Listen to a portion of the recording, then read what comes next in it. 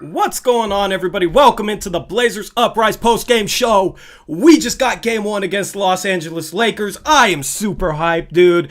I don't even know what to do with this intro because I've never been this hyped on an intro for a postgame show. Wow, we just played our best defensive game of the entire season. This show, we're going to give Terry Stotts some props. Okay, we're going to get into that. We're going to talk about Damian Lillard. You had Nurkic playing a solid game. Maybe not the best from the field, but he was playing defense. He was distributing the ball. He was crashing the boards hard. The Los Angeles Lakers are a great rebounding team, and even on possessions where we did give up offensive rebounds to the Lakers, we still had our bigs in there battling their asses off. Got to give a huge shout out to Hassan Whiteside, who was huge in this game. We will talk about him in a little bit. You had clutch threes from Carmelo, from Gary Trent Jr., who struggled all game until the clutchest moment of his career, and he stepped up big. I think that was huge for his confidence going into the rest of the series. And the Blazers take game one against the Los Angeles Lakers. What's going on, Eric? Eric said his voice is struggling. I don't think it sounds that bad. Oh, yeah. I mean, I think everybody was. We'll see how long Eric can go, man, because Eric's voice, yeah, I feel it. I'm so hyped right now, man. I have just 4 quick things to say, and we'll get deeper into all these. 1, ball don't lie. 2, Melo played fantastic defense in this game. Yes. 3, we talked about this during the Brooklyn game. Gary Trent missed 2 threes in a row and hit a clutch 3 down the stretch when a young guy like that normally wouldn't have the confidence. He hit the top of the backboard on 2 threes in this game and made the clutch one when it counts. And that's what we were talking about. When you have a guy like that doesn't remember the last miss and comes up in the clutch like that, that is huge for this team. And then, number 4 is we're obviously going to have to talk about some of the things Stotts did in this game. Oh, for sure, man. I don't even know what you want to start with. What's going on, chat? You guys are as hyped as we are, man. That was fun as hell. It's extra sweet that it's against LeBron and the Lakers, and that's game one. Now, it's only game one, right? We still got some business left to do, but I'm feeling optimistic for the rest of the series because there's things we could have done better. There's things we could have definitely done better. But we came into this game with just a good defensive game plan. I guess we should start with the first quarter. That was our best defensive quarter of the entire season. Bro, like, for the first time all season, I didn't know what we were doing defensively. And I mean that in a good way. Like, the rest of the time, all season long, if I've said, I don't know what we're doing defensively, it's been in a bad way. No, I didn't know what we were doing defensively because of just the different looks. The Lakers didn't know what we were doing defensively. We weren't really dropping the big. We had like a trap thrown in. We had a hedge thrown in. We had doubles on AD in the low post. But then behind all that, our rotations in the first quarter especially were basically perfect. Our rotations on the backside was phenomenal all game long. That's why I've been saying it's not personnel, because Terry Stotts came into this game with a great defensive game plan. If I didn't know what they were running in a good way. Like, what did you make of what we were doing defensively, and especially the first quarter? Because the first quarter was just a defensive masterpiece in terms of like the way we schemed. Well, until LeBron started running pick and roll about halfway through the quarter, they rarely ran pick and roll, which is, I think, like really dumb on their part. I love it though.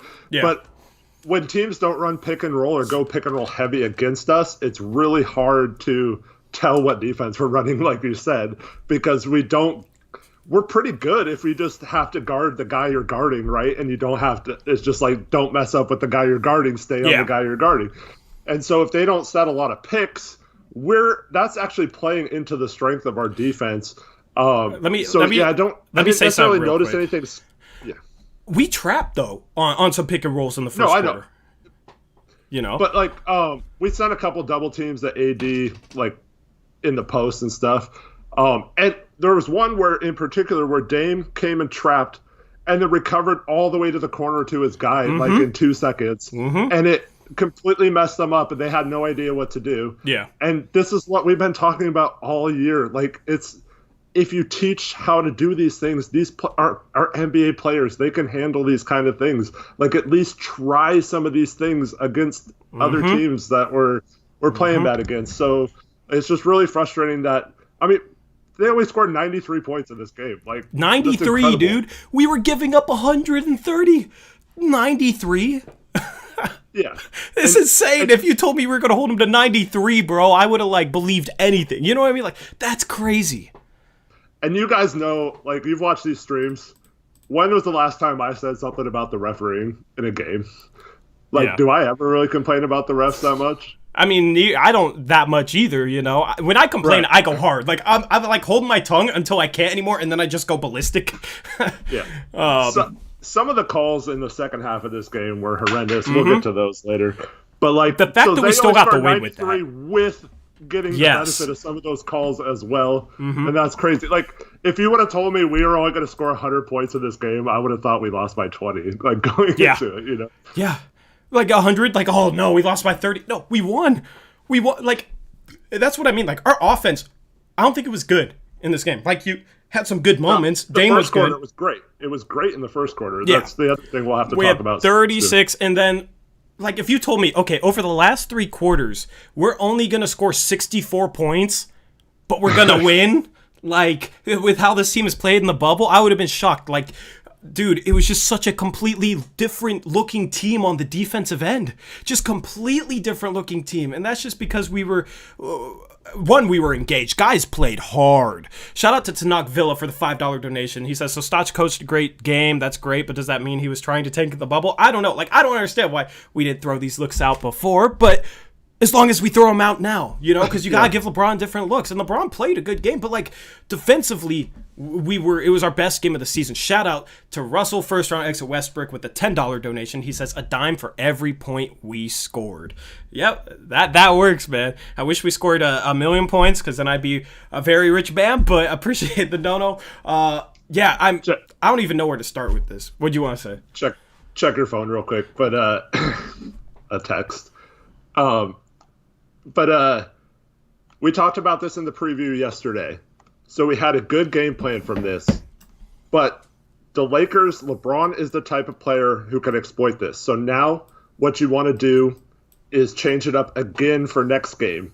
And you take some of the things you did well in this game and implement those at points of the next game. But if we just come out playing the same way we did tonight, again tomorrow, or Thursday, it's going to be a much different result. So I hope we build upon and learn, like, hey, we did this. It worked well. Let's do this in certain situations. And I think we saw that Melo can actually effectively guard LeBron in stretches, which was nice to see. Wenyen, other than getting in foul trouble, I thought had a real, he was phenomenal in the first few minutes of this game. But, he kind of got... He was the sacrificial lamb to the refs for AD in the second half. So, there were so many fouls he had that was like, I thought it was good defense. Like, I don't even, like, all those foul calls were questionable. Wenyen is really good defensively. He is, like, tonight he was really good defensively, I thought. He stayed in front of AD. He forced AD into some tough jumpers. When AD drove... Wenyen kept his body in front and contested well, and honestly, I thought a lot of the plays that got called for fouls were not fouls. I thought it was a lot of those plays were good defense that he just kind of got screwed over on, which is to be expected. You know, he's a rookie and it's AD. But his fourth foul, if you go back and watch it, he puts his hands on his sides and keeps them like kind of back behind his butt, like so he would not foul. He didn't body him at all. There was no contact, and he still got called for the foul. There's nothing he could do about that, and that's BS. But like he did about it. He knew he couldn't foul in this situation. He purposely did not foul, and he still got called for the foul. Nothing you can do about that. The refs just love AD. And what's up, brother? My brother's in here. Oh, that's dope. What's up, Eric's brother? Let me just say this about Wenyen real quick. We'll touch on every player. We'll go through the box score in a second. But let me just say this on Wenyen. He is a smart player for a guy who has, like, very little NBA experience. Like, he makes the smart pass. He makes the smart play. For as energetic as he is, he never really, like, tries to do too much with the ball. You know, we will talk a little bit about Mario Hezonja, because that is one guy who does a little too much with the ball, you know, but he's like... He caught the ball in a fast break, and this is a little play that people probably don't care about, but he caught the ball in a fast break, might have been able to take it to the rim, but it probably was going to get blocked by AD. He recognized AD was running with him, and he backed it out. And a lot of young players would be like, oh, I'm going to go make a play.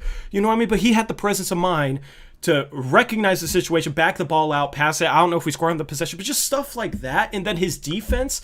he plays smart defense. Like if he was a well-known player, I think he has 2 fouls tonight instead of 5. And I think we win by 10 to 15 if they just gave Wenyen more respect, right? So I really like Wenyen Gabriel. I think he is definitely a long-term piece on this team. Like he's sold me during the bubble in the few minutes he plays. You know, he hasn't played a ton, but what he's played, man, I love it. And it's not like an impressive box score. It's like just the little things. He does them well. So I'm a fan. Yeah. Once again, not going to be negative, but you wonder when we're having defensive issues why he doesn't get more of a shot in some of those situations. Same with Little, which we've talked about numerous times. Both you and I have said several times, if our defense isn't working, throw out some energy guys like that who have seemingly come up clutch in defensive moments throughout the season. And he gave us some good minutes. It sucks that he got in foul trouble. I wish he could have played a little more in this game, but yeah, there's nothing you can do about that. He's fun to watch. He did as well as you could have possibly hoped for him to play in that situation. And if he gives us that type of performance, like especially early in the games, we're going to be tough to beat. And he did that play we talked about too in the preview. First play of the game, we ran him, got Nurk the ball at the top and had Gabriel cut to the basket and got a lay-in out of it. Yeah. And it was good to get him going. I think that got his confidence going right away as well. Yep. Shout out to First Pete Last. JL, my guy, he said, same as Russell. I think that was in reference to guys that just try and do too much, more than they should. And that's a shot at Russell Westbrook. Or I'm missing it. He was donating the same amount as Russell. Got you. Because that was about the same time. I think I might have made that point, so I was just guessing. Okay, hey, both those things make sense. So shout out to you, man, and shout out to Near012 with the $5 donation. He says, "Did you guys talk about Dame dancing after he got the 3? I noticed that live. Did you notice that live when Dame was doing that? I didn't see it live, but someone said it on Discord, and I went back. Yeah, it was like he hits a 3s back on defense. He starts dancing. Like that was.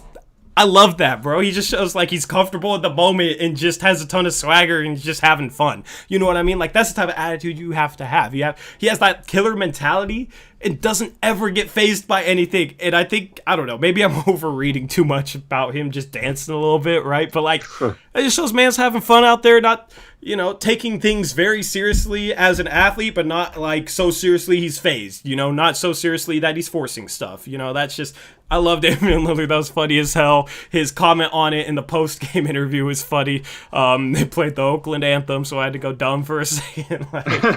Oh man, I don't know how, I get it if, the Blazers are a rival for some teams, so those fan bases, I understand them not liking Dame, but just like a general NBA fan or a fan from the Eastern Conference, I don't know how you don't love this guy. This guy's just amazing, awesome, super fun to watch, and just he popped off down the stretch.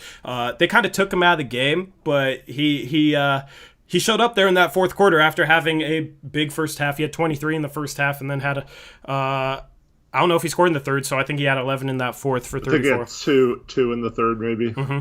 Ben Hewitt, shout out to Ben Hewitt for the $5 Australian dollar. I don't know what your currency's called. If you let me know, I'd appreciate it because I like to be able to pronounce my currencies. But shout out to him with the $5 Australian dollar donation. He says, "Let's effing go Blazers."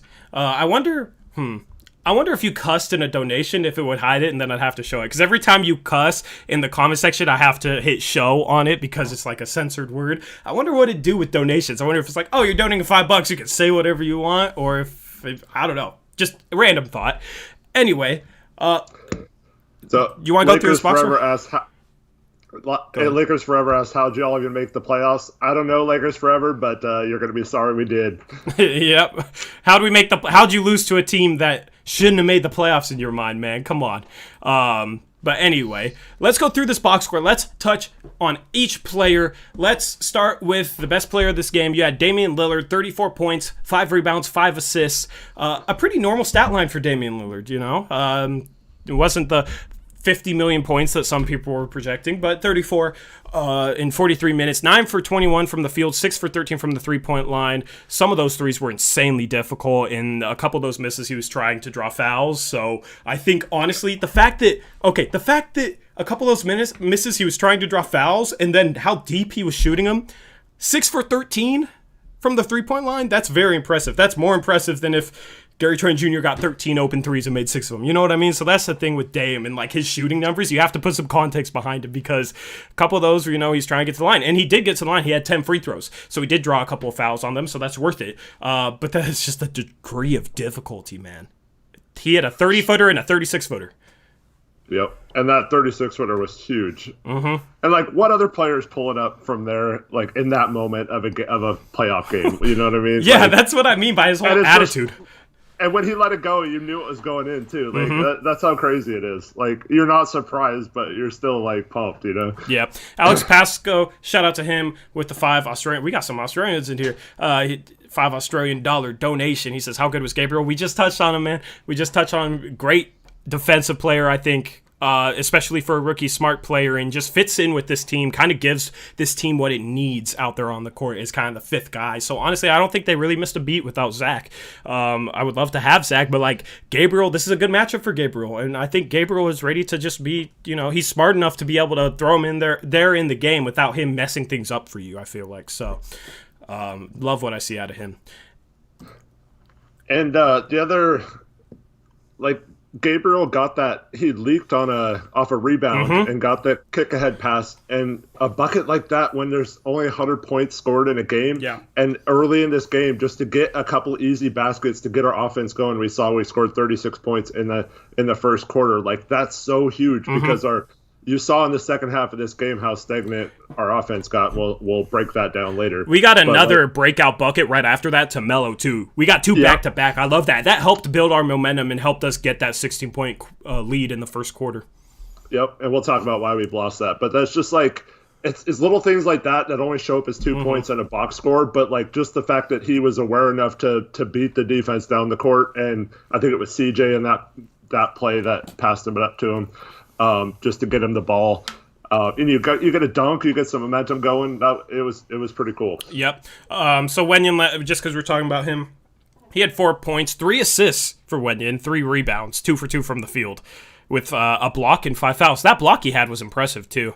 That block he had. So I mean, like those 5 fouls, he got screwed on those. Like I'll take that stat line any day from Wenyen in 16 minutes. I'll definitely take that. You had CJ who got hot for a stretch in the second, and I think that really helped us like maintain the lead / stay in the game. Like we needed, because they were completely taking Dame out, so we needed CJ to get hot. He took a couple shots where I was like, ugh, but like that was him just being super aggressive, and I think that was a good thing. You know what I mean? Even if it results in a bad shot or two that you kind of question the shot selection, like when we need him for a stretch, like he has to be aggressive like that, and he makes enough of them where you just kind of gotta live with it. And he had a really solid second half of the game. He finished with 21 points, 5 rebounds, 5 assists. Oh no, 0 assists. I misread the box score. 0 assists, but he had a couple nice passes where our bigs got fouled. One specifically to Nurkic, so a little bit misleading there. I think his passing is definitely better this year than it was last year. 8 for 20 from the field, 3 for 8 from the 3-point line, 2 for 4 from the free throw line. Not the most efficient game, but he stepped up when we needed him in that second half. Yep. Decent game from CJ. It's not like, I think maybe at least 1, maybe 2 of the 2 Trent threes that hit the top of the backboard were kickouts from CJ, I think. Yep. So yeah, he was looking to pass. I still think he gets a little bit too tunnel vision, but when we're not doing anything on offense, like we kind of need someone to just make us a shot, and CJ is one of the best players in the league at doing so, and we needed those buckets. Otherwise, our third quarter was going to be really bad. We actually won the third quarter by 2 points in this game. Did we? Somehow. I didn't know exactly what the score was, but dude, I know we kept it like pretty even, so I tweeted out the third like, dope. We didn't lose, we kept it even through the third. That was the first time in like probably this whole entire restart that we didn't lose it. Oh, except for the Boston game. That was when we were already down 20, and then we came back. Yeah. You know what I mean? It's always like a big swing in the third for us. Usually it's us up and then going down, but we kept it even, and I thought that was huge. I was kind of like going into the second half, so I was kind of going into the half thinking like, let's just survive the third. Let's just survive the third. We won every quarter but the second, I think. Yeah, we've started. We were up big in the first, and then we won both the third and fourth. So, we've started to have some second quarter lulls. Started to have some second quarter lulls, and it's mostly just our offense just kind of getting stagnant. It's the beginning of the second when Dame goes out, and the beginning of fourth when Dame goes out. And I do want to talk about that later. I'm noticing a few things as to why that is. But we have a couple. Yeah, I gotta thank these. Shout out to Near Zero for the $5 donation again. He says our defense was amazing tonight. I didn't see that coming. Shout out to Decline for the $4.99 donation. He says, keys to game 2, hyped right now, homies. We will touch on that at the end of the stream. We will preview game 2 and what we need to do to hopefully take a 2-0 lead, because that would be amazing to have. Oh, excuse me. I've been drinking too much Coke. Russell Westbrook says, we won this game because we didn't sell third quarter. Exactly. We kept it even through the third, which was huge for us. So let me go back to this box score. You had Nurkic, who had 16 points, 15 rebounds, 3 assists. He was 4 for 11 from the field, 1 for 2 from the three-point line. He hit another 3. I got super hyped at that Nurkic 3. I just love when Nurkic splashes in a 3. That was right off the bat, too. Yep. 5-0, yep. I loved it, man. I love when Nurkic hits 3s. Like, he's slowly, like, getting more comfortable. You could tell he's just slowly getting more and more confident. But it's not like where he's Myers Leonard just chasing the 3 ball. Like, I like this balance of shots for him. I like, 11 field goals and 2 threes a game if they're open 3s, and that's what he's been shooting. He hasn't really been forcing any. So he was 7 for 9 from the free throw line. Solid enough for him. 4 for 11 from the field. I would like to see him finish a little bit better in game 2. That could definitely give us a boost, but he was good on the boards. Had some very nice passes in the first half. Had a couple dimes to Dame. I love the pass where he lobbed it over the top to Dame, and Dame jumped up, caught it, and alley-ooped a little like left-handed lay-in. That was a beautiful play. He had another on a backdoor cut to Dame around the same stretch, and I overall, I just really liked our ball movement and our passing and our cutting in the first half. I think that's why our offense was so good until it got stagnant a bit in the second and third quarters.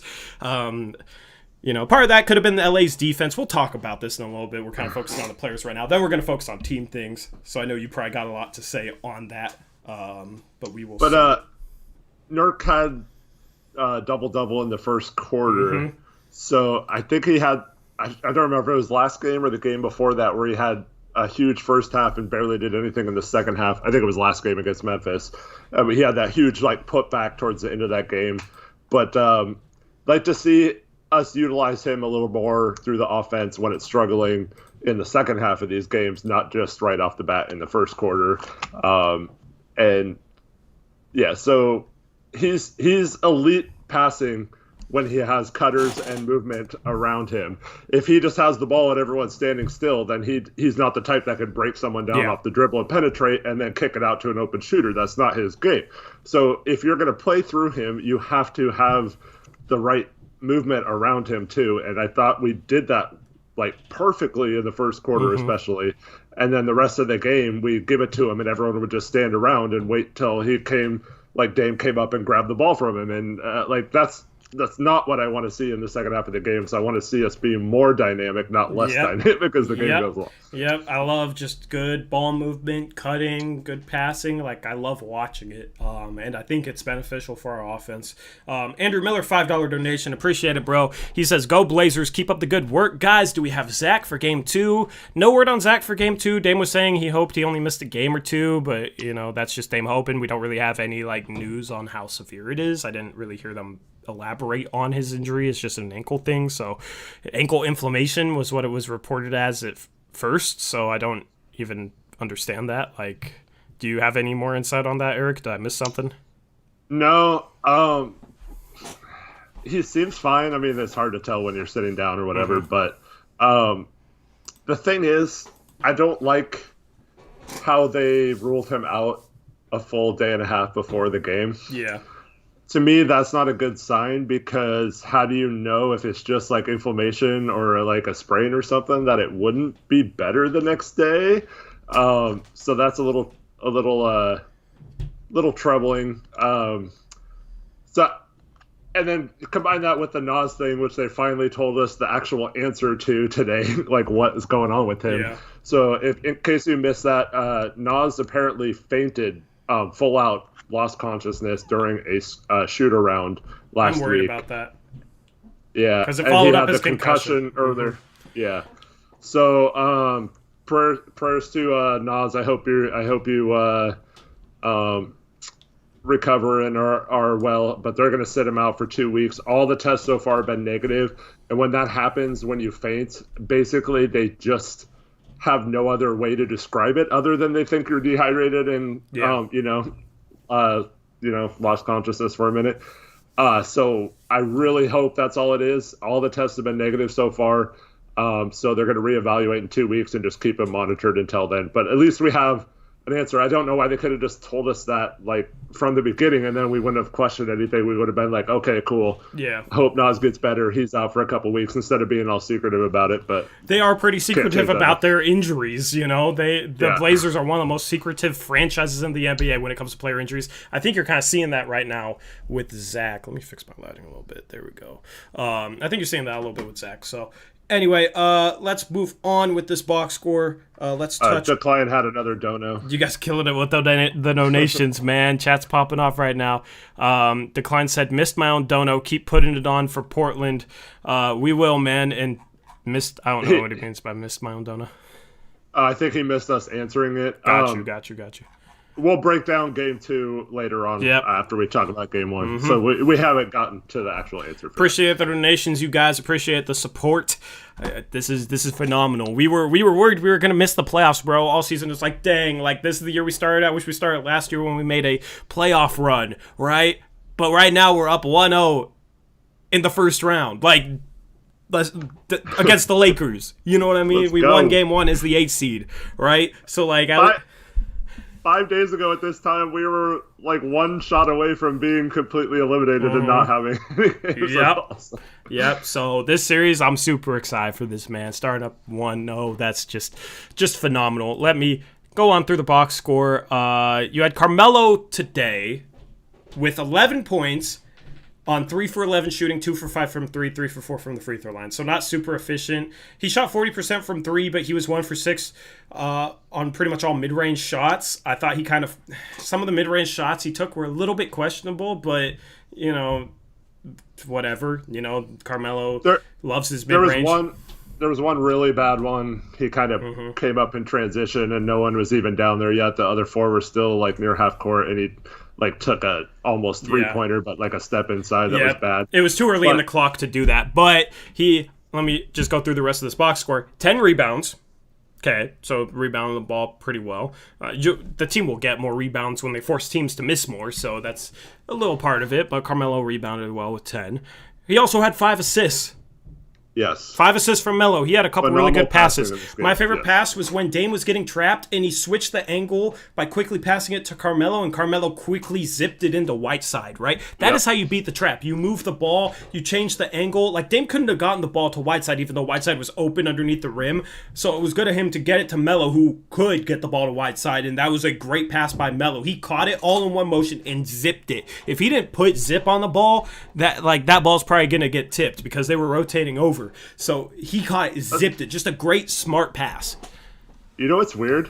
What's up? Every time he catches the ball and looks to pass quickly, he almost always makes the right pass, and it's a good pass. Whether it's to swing to the corner or like that one inside, like he is really good if he gets the ball knowing he has to skip it or make an extra pass. That's why I wish he would do that more. Yep. But go ahead. Let me just touch on this real quick. Kyle Parker, because he just commented this. You're right. Shout out to Kyle Parker for pointing this out. Melo had another big 3, another clutch 3 today. That's what I was going to say. Yep. Exactly. So, I just wanted to give him props because he did. Yeah. Shout it out. I mean, again, has there been a game in this restart where he has not hit a 3 in the closing minutes to put a huge 3 like that? And the game's it was so crazy between Dame's shot, Trent's shot, and Melo's 3 that it's hard to remember. But one of them, LeBron hit a 3 on the other end and tied it. And it was just crazy. We needed every one of those. Yeah. But Melo, he also had that 3 in the corner. I like him so much better if he's playing with the starters as a as a release in the corners for the threes. And I wish we would just park him in the corners unless we're like trying to post him up on a few possessions. That's fine. But like for the most part, I would like him to be an outlet for Dame to pass to the corner. I'm totally confident in him shooting those shots. Like we can get that shot all day. He'll knock him down at a 40% clip at least if he's open. So like that's prime basketball right there. Like, and they'll have to start adjusting and not letting that guy sag off him too much, which will open up the lanes for Dame and CJ more and Nurkic inside. So like I want him to just keep exploiting that instead of trying to force shots. But that's my only knock on Melo. He was absolutely fantastic on defense in this game. He even had a few where in the past he would like overhelp and get caught on the backside. They would skip the pass and his guy would be open for a three. Today, several of those times, he recovered and tipped the pass out of bounds or got in the guy's face and made a tough shot for him or didn't let him get a shot off. And that's, like, I can't say enough about how Melo did in this game. I thought he was way better on LeBron than Trent was. Trent was just too undersized to guard him continuously every time down the court. And I just want to say mad props to Melo for getting their body in shape and ready for this little restart. You miss shots, whatever. Like that doesn't matter. Yeah. But props to you for improving your defense and your passing in this game. Because I mean that's all season long. Is like before this restart was like, okay, if Melo's missing shots, what is he providing? And he wasn't really providing much. This game, he missed he shot well from three, but missed shots inside the arc. It wasn't an efficient game, but he rebounded well. He passed the ball well, and he defended well. So he, really helped the team even though he wasn't making shots, and that's huge. That's huge. You know what I mean? It's crazy how, he was effective in basically every area of the game today in terms of rebounding, passing, and defense. So huge props to him for just the improvement he's made going into this bubble. Now, I'm wondering, dang, was he really that out of shape? Was that really what it was at the end of, the normal season? You know, because he didn't look terribly out of shape. It was just I don't know. Can he just be skinny Melo for the rest of his career? Oh my goodness, man! His energy and just his how young he's moving is it's fun. It's awesome. I love to see it. So, Melo played a good all around game today. In terms of the bench lineup, you had Gary Trent Jr. with 5 points, 2 rebounds, in 31 minutes. 2 for 8 from the field, 1 for 4 from the 3-point line. But that 3 he hit was a big 3, and we needed that 3. And I love him stepping up. I think he might have had some sort of nerves in the first. That was for sure. Yeah. In the first half, and honestly, it's not. I think it might be. I don't think it was that much nerves. I think he had some nerves, but I saw some people oh man, he's just super young and is just super nervous. I don't think it was just that. The game was moving really fast. And when he was catching the ball, guys were closing out on him faster than I think guys have ever closed out on him in his entire career. And I think that made him rush some shots. And I think that's why he missed a couple of those corner threes off the side of the backboard. Guys were closing out on him so hard and the game was moving so fast that I feel like it kind of spooked him. You know what I mean? He'll adjust as he gets more playoff experience. And yeah, he's got to, as he gets scouted and people start to learn his tendencies and stuff, they're going to play out on him more. They're not going to sag as much. And I'll say the same thing I said with Melo. That can only help our stars in Dame and CJ get better looks and get into the interior defense without as much help from off-ball defenders like that. But yeah, I thought he was pretty bad both offensively and defensively in this game. But like I said, when you have the confidence and you have to forget about that and you come up clutch in the end, same thing that Melo did. You got to be able to hit that shot when you're open. And Dame was good. They were trying to take Dame out of the game at the end, and we need guys like that to hit those shots if they're there. And if you hit them, we win the game. If Melo and Trent miss those shots, we probably lose this game, even though we played great. We'd still probably lose. But yeah, so just hats off to Trent for being ready when it mattered and hitting that shot. And then, but yeah, he's got it. It's just a really tough matchup on LeBron. I don't think that's the right play. Unfortunately, we don't really have any other options though, so I don't know what to do there. But yeah, LeBron's just gonna abuse him on defense in that situation. And that's why I like Melo.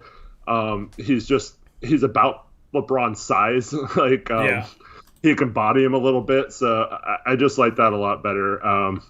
But yeah, hopefully Trent shoots the ball better because he had some good looks. And the last guy we gotta touch on, man.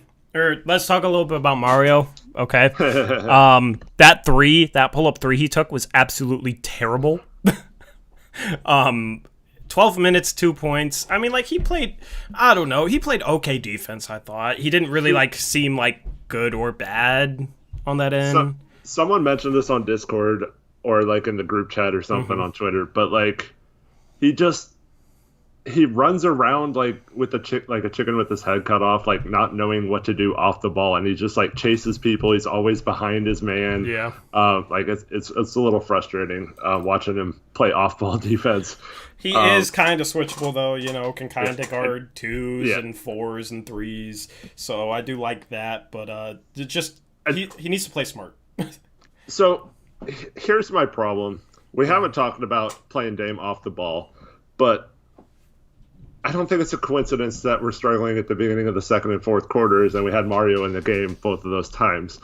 But like, there was a time, or several times, where they let Mario bring the ball up, right? Yeah. And we do the same offense we do with Dame, where the other three players, like he might get a pick, but like the other three players are just standing around. Like, that's not playing Dame off the ball. That's just letting Mario run the offense, which is dumb. Like, I don't understand that. And that's why we struggle to score in those situations. Because, like, in the first quarter of this game, we ran some off-the-ball plays for Dame, got him a wide-open three. It was beautiful. Got him some lanes without him having to attack a set defense that was loaded up against him. Yeah. And then, but, like, when I don't understand what the point of having Mario bring the ball up if we're not going to run some sort of set or offense out of it.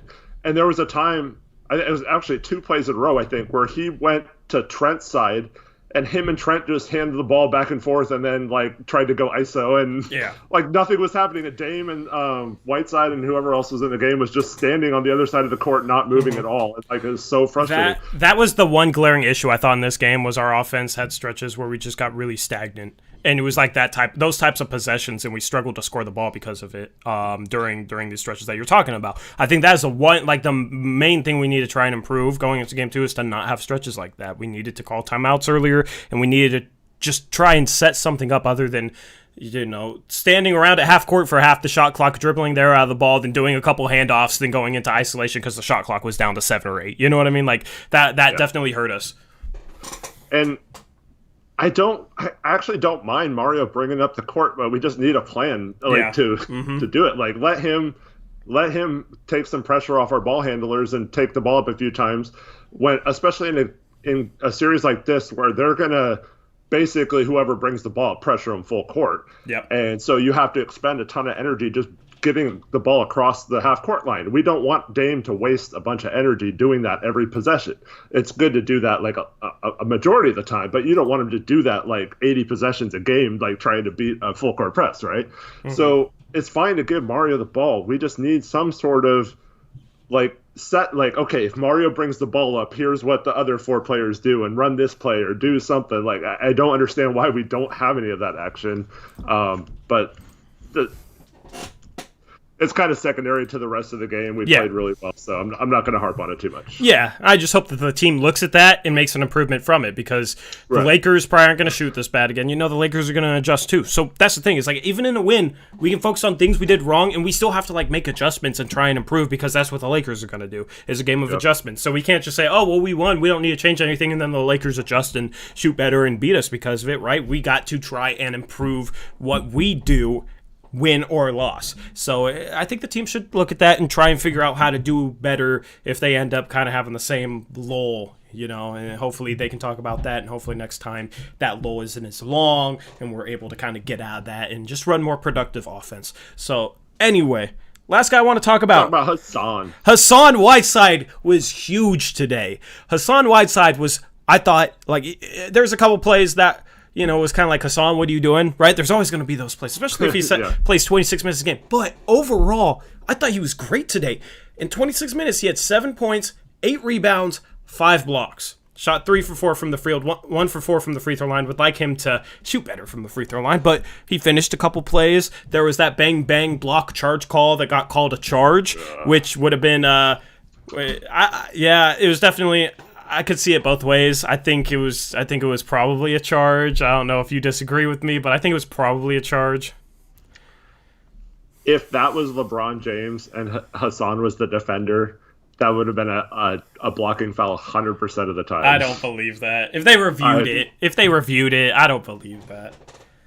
LeBron's right foot was still moving. He slid underneath Whiteside after he has already made his move, and his right foot could be moving. He just has to beat him to the spot, you know?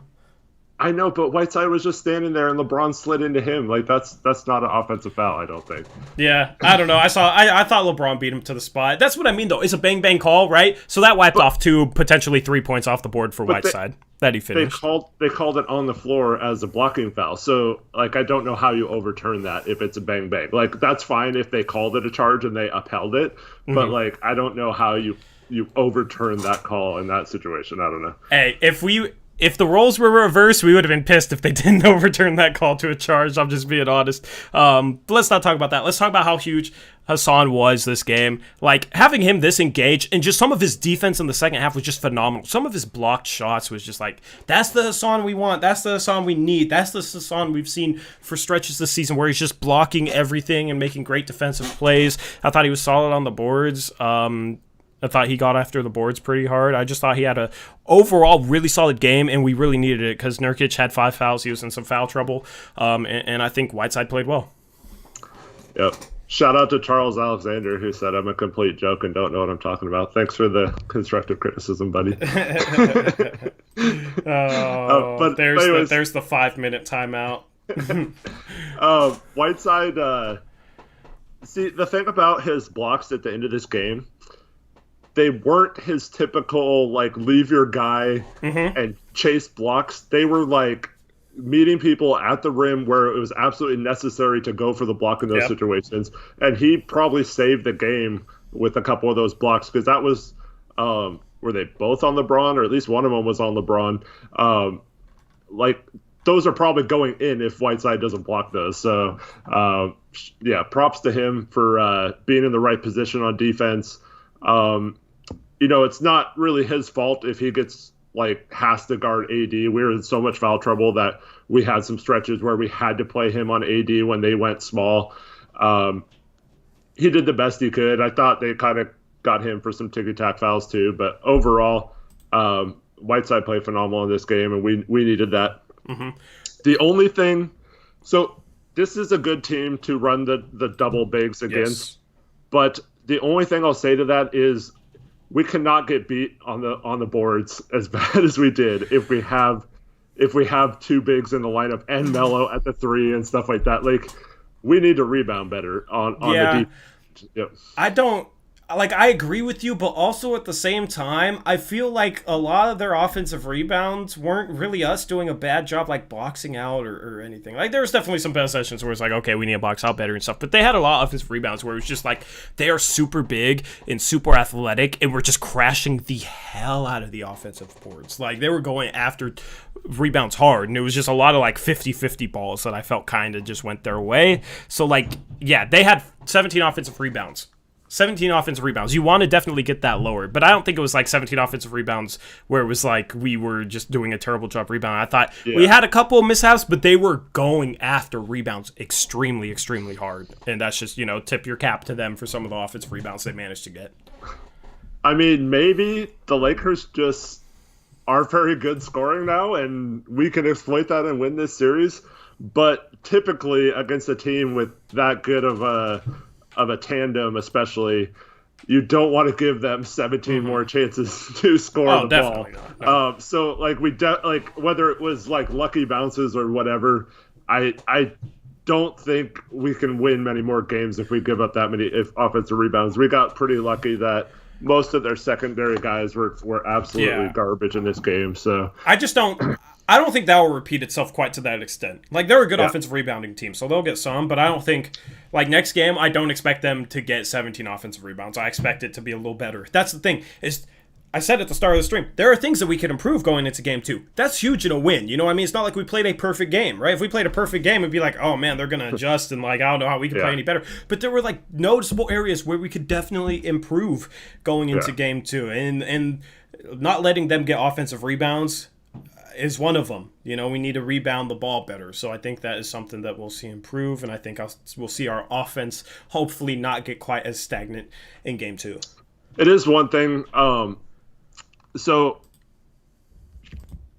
because our defense was so good, like, you have to be out of position to stop LeBron and AD. So we are going to give up offensive rebounds to guys like Dwight Howard and stuff. So I guess, yeah, you're kind of right. You don't have to be quite as worried about it. I'm just worried about them taking more advantage of it next game. Because like, some of their secondary guys are going to eventually hit some shots. But yeah, so shout out to Blazer Tay 2K for the $2 donation. He said, thoughts on that bad challenge by Stotts? I did think that was a bad challenge, and it wasn't because of the play. It was because it would have still been the Lakers' ball. You know what I mean? Yeah. I like challenging calls where the reward is more than just like, oh, you know, he fouled Kuzma and sent Kuzma to the line. The reward for getting this challenge successful was Laker ball, and they could have scored anyway. You know what I mean? I'd rather it be like they scored and one on a block charge call, where if we get it overturned, that wipes the and one off the board, and then it's our ball, which is the challenge that the Lakers had with Hassan and LeBron in that block charge call. And the thing is, Terry usually challenges the right plays. People call him the challenge god. So, you know, the past couple games, though, he's had some questionable challenges. I mean, I thought that it was a terrible call, and they didn't even overturn it. But in terms of the play, it was fine. Just, it's about, like, the reward, too. I feel like in this series we need to save it for a questionable call on one of our bigs, just to not get them like their 4th or 5th foul in a bad situation too. There were multiple times in that second half where it's like, I wish we could challenge this foul call and win. Yeah. So yeah, just because we did that, there was some questionable plays where we could have challenged possibly at one and not gotten like Nurk or Hassan or Wenya in their 5th foul, and that might have changed. Changed things a little bit, but we ended up winning the game, so you can't really harp on that too much. So. Yep.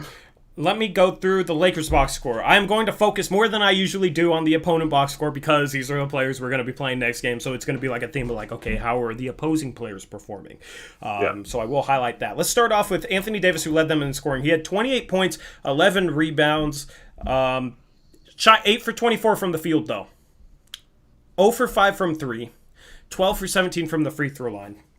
My question for you is, how much of that was good defense, and how much of that was Anthony Davis just not having a great game? I felt like he forced a lot of shots. I felt like, other than a couple of the open threes, I thought if he makes some of those, we'll live with it. Like, it was pretty good defense. Yeah. So I thought for the most part we played Anthony Davis pretty well. There was a couple. I mean, obviously you don't want to give him like transition dunks, or there was a couple plays where he got like a small guard and he went right down and sealed him under the hoop and he got a dunk out of it. But those, I mean, you can't stop him from doing that completely. So I thought overall it's pretty good. Just gotta find a way to not get as many fouls, not put him on the line so much. And we probably win this game going away. Yep. Versus having it close at the end. But yeah, so I thought we did really well on him. Yeah. I don't even know what my thoughts are on that. He's probably not going to miss 5-3. He's probably not going to go 0 for 5 from 3 again. But as you said, like, we'll live with those shots. He's not a great 3-point shooter. Just as long as we get a hand up, you can't just let him shoot completely wide open. There was definitely some threes that he missed where he was just like completely wide open, had all day to think about it. Maybe that's why he missed. He had so much space. But yeah. So this is something we've talked about the entire season. So a couple times when he got the ball, we threw a quick double at him, right? And then so later on in the game, he was actually catching the ball at times and waiting for a double team. And sometimes it would come, sometimes it wouldn't. And so, like, if he's thinking about that when he catches the ball, that's how you improve your defense. It's not from just single-handedly having a one-on-one matchup and someone shutting him down. It's that split second in an NBA game where he's wondering if the double team's coming or not and thinking about what he's going to do to fend off that double team, instead of just going right to the basket and scoring. And they even pointed something similar out on the TNT broadcast where there was a time where he got the ball, could have gone baseline and scored easily, but he was scared about the double team coming from the middle and just waited till it came and then passed out. And we rotated actually really well in that possession.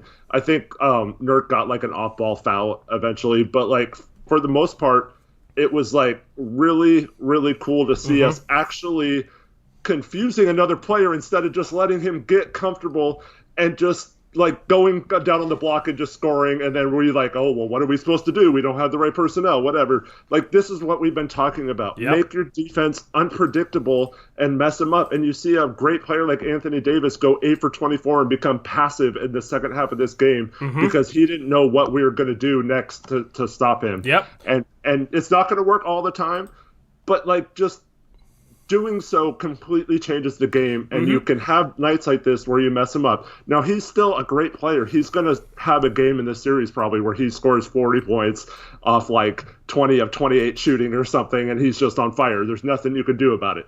Just try something different and not let him go off, and that's I love seeing that. And I want to tell Stotts, like, thank you for actually trying to make another player uncomfortable and trying to do that. They were off balance offensively all game. You know, they were not comfortable all game. Yeah. You look at how like the Nets looked against us, how the Mavericks looked against us, how comfortable they looked, how confident they were playing. The Lakers, which is just a much better team than those two teams, has two top, 6-7 players in the league, looked completely uncomfortable. And that was with LeBron having a good game. I'll read off his stat line in a second. But they were completely off balance because we were switching up looks. We were throwing different stuff at them.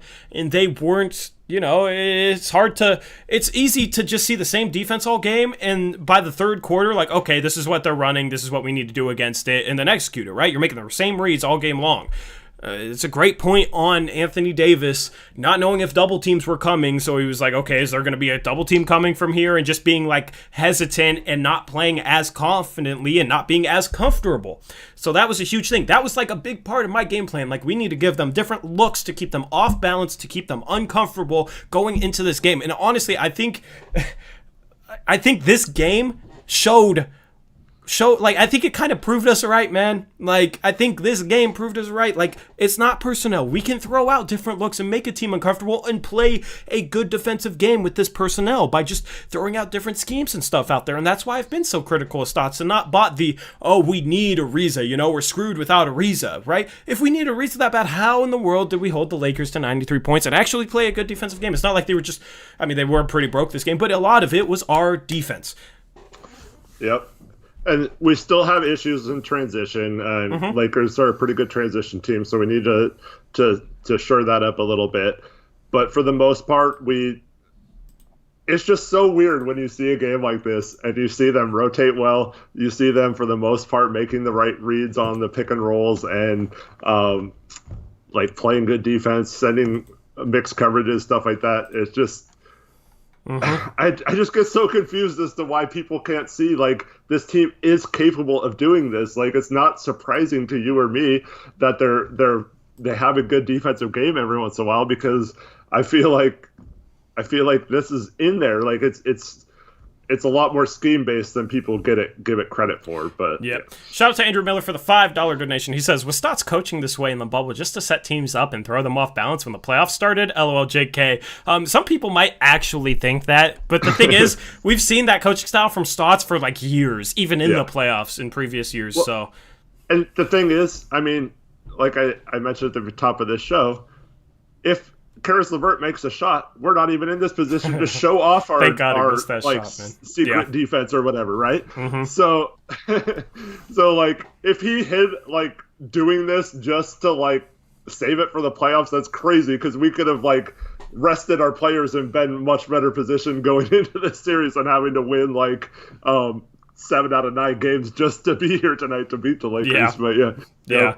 Damn, this is an insane ride, man. And I just got to point out, we just hit like the highest amount of viewers at one time of any post-game stream this year. I think we hit like 210. So shout out to all you guys tuning in, man. I love being able to do this after a playoff win, especially. You know, win or loss, I love being able to stream and talk basketball with you guys and have this platform. I was just hoping, like, okay, hopefully they can recover the season and make some noise in the playoffs, so I'm just ecstatic right now that they won Game 1. Shout out to Beavis and Butthead for the $5 donation. He didn't even leave a message, so I just appreciate the love, bro. It says, wait, where's my super chat? So I think he messed up. But if you just say what you wanted to I got say, you, bro. Because that's the thing. Chat is popping off so much right now. I can't really even read comments unless it is a super chat. So, just say what you wanted to say, Beavis in my head. We'll read it. Shout out all you guys, though, man. And so yeah, I remembered who Charles Alexander was. He's the Memphis fan. Or People's Mix, maybe. But he was the Memphis fan who was like saying that we were going to lose both games, and then he didn't show up. Yeah, and now he's back. I don't know why. He's back trolling us after we won Game 1, after we knocked your Grizzlies out of the playoffs. If that is People's Mix is a Lakers fan, so I don't know why he's here. Because like either way, whoever that is, they're taking L's right now. Shout out to Travioli for the $9.99 donation.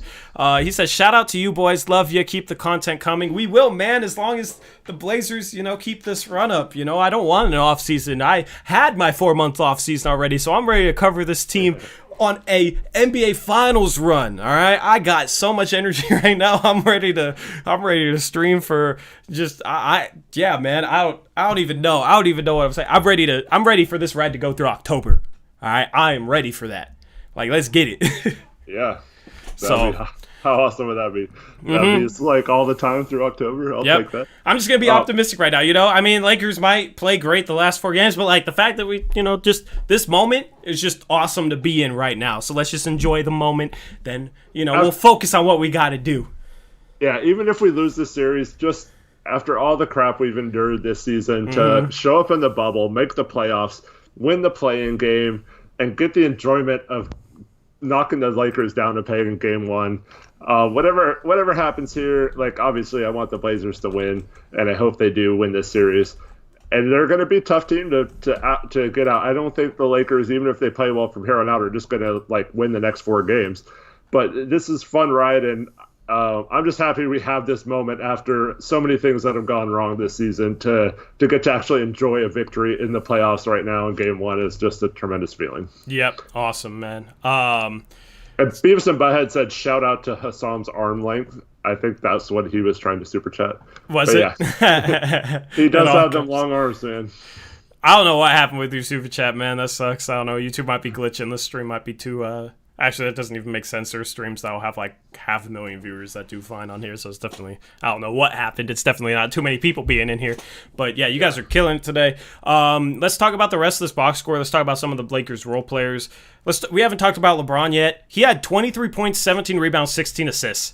That was just like, I didn't realize he had so many assists, It felt like he was almost a bit, like, quiet, you know what I mean? But, like, you look at the box score, 23, 17, and 16.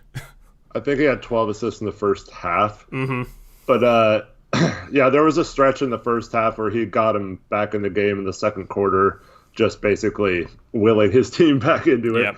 But I think he's the first player ever to have 20, 15, and 15 in the playoffs in NBA history, which is crazy. Happened in a loss. He shot 9 for 20 from the field, 1 for 5 from 3, 4 for 7 from the free throw line. So like average efficiency, I'd say. Not great, not good, but it's not too bad. That's kind of a typical LeBron game. He's not the best 3-point shooter. He's not the best free throw shooter. He shot 8 for 15 inside the arc. So. And what did we say last night? Make him prove it from the 3-point line before trying to fight on top of the picks. Go under him and let him prove that he's going to be hitting threes, because he wasn't really looking to shoot. At the end, he was, obviously, when they needed to score. But like the first 3 quarters of this game, he was not looking to take those outside jump shots. And that's what you got to take advantage of. Like, don't let him get by you on those picks. Just stay in front of him, and I thought Melo did a really good job of that today. Here is my role for the rest of the series, and just in regards to AD and LeBron. If if both of them just play like kind of like games by their standards, Anthony Davis shot 8 for 24 from the field today. LeBron was 9 for 20, 23 points, 17 rebounds, 16 assists. Like the assists are insane, but other than that, like neither of them had like amazing games. If we can keep it so that neither of them are having amazing games, like we have a good chance to win. Or if one of them has an amazing game, if we can really hold back the other, then we still have a good chance to win.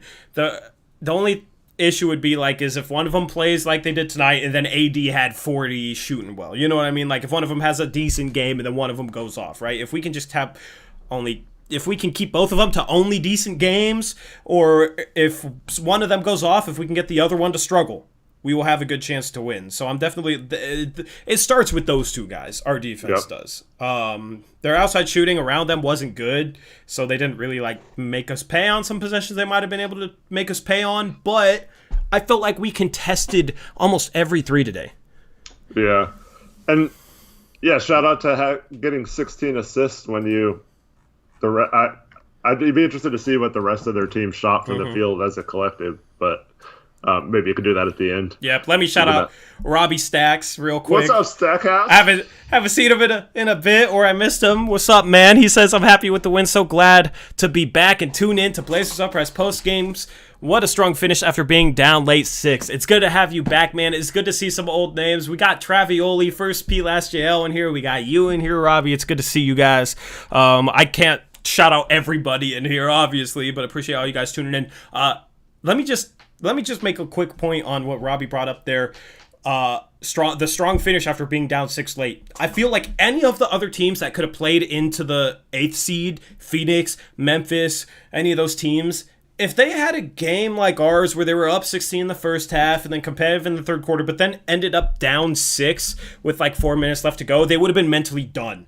Okay, that is a testament to our experience and our leadership. That is playoff experience right there. The fact that we ended up down 6 to LeBron, the Lakers, had no momentum, and we flipped the game on its head and came back and won going away. I think that's a testament to our experience. Yeah, absolutely. I think we have a ton of experience, like you just said. That's the perfect word, because every game we get down in the fourth quarter and then have to come back and win at the end. So we're used to doing that, because I don't know how many times you can keep living and squeezing out these games by hitting miracle threes at the end, because at some point they're not all going to go down. But I don't think that's a recipe for success against this LA team, to blow it in the second half and get down big and then have to hit a bunch of threes at the end to come back. But I'll take it for sure in this game. I mean, we were doing it against mediocre teams. We just did it against the Lakers. We did it against LeBron and AD, so that is phenomenal. Other than LeBron and AD, I can't say anybody else had a good game for them. Let me just go down, just straight down the box score. You had JaVale McGee only playing 13 minutes. He wasn't even in foul trouble, but he only played 13 minutes, which I thought was kind of weird. They did play AD a lot at center, though. But JaVale in 13 minutes was 3 for 5, had 6 points, 8 rebounds, just kind of a typical JaVale McGee game. Danny Green struggled. He had 10 points, 4 for 12 from the field, 2 for 8 from the three-point line. He missed a couple open threes. That's a guy who I am a bit worried about getting hot and knocking down some of the looks he got tonight, because I thought Danny Green maybe got the best three-point looks at anybody on the team, and he is a good shooter. But he was bad tonight. He airballed an open 3. I was shocked to see that. Well, he's been struggling this whole bubble. I think he's developed a bit of a hitch in his shot, and that's good for us. He's always kind of had a weird shot, but it looked even weirder today. But he's hesitating when he gets the ball. He knows, normally he's killed us in the past, pulling up on fast breaks and hitting incredible threes and stuff. But he just does not seem confident to shoot right now, and that's great. He passed up some open threes too in this game, and then tried to drive, and we kind of shut it down and caused some turnovers or bad shots out of it. If he's struggling, that really hurts their offense, because they need him on the floor defensively. He also got in foul trouble in this game, which helped as well. If you thought he struggled, Kentavious Caldwell-Pope tonight in 29 minutes had 1 point, 0 for 9 from the field, 0 for 5 from the three-point line, 1 for 2 from the free throw line. I didn't realize he was that bad. I didn't really notice him, but I didn't realize he was 0 for 9 and 0 for 5 from the three-point line. That's a terrible game. So their backcourt, man, Danny Green and Kentavious Caldwell-Pope, that's their starting backcourt. They went 4 for 21 from the field and 2 for 13 from 3. That's not going to get the job done for them. You have to expect Rondo to play next game, though. So that. Oh God, I don't want to deal with Rondo, man. I know. I don't want to deal with Rondo, but like he's rusty and he wasn't good this year either. Right. So like if he flips the series he should not flip the series on his head. Like let's just say that right now. He should not. Like he will help him a little bit, but he should not be a difference maker. Right. Hopefully. We kind of let him be a difference maker when we played the Pelicans a couple years ago.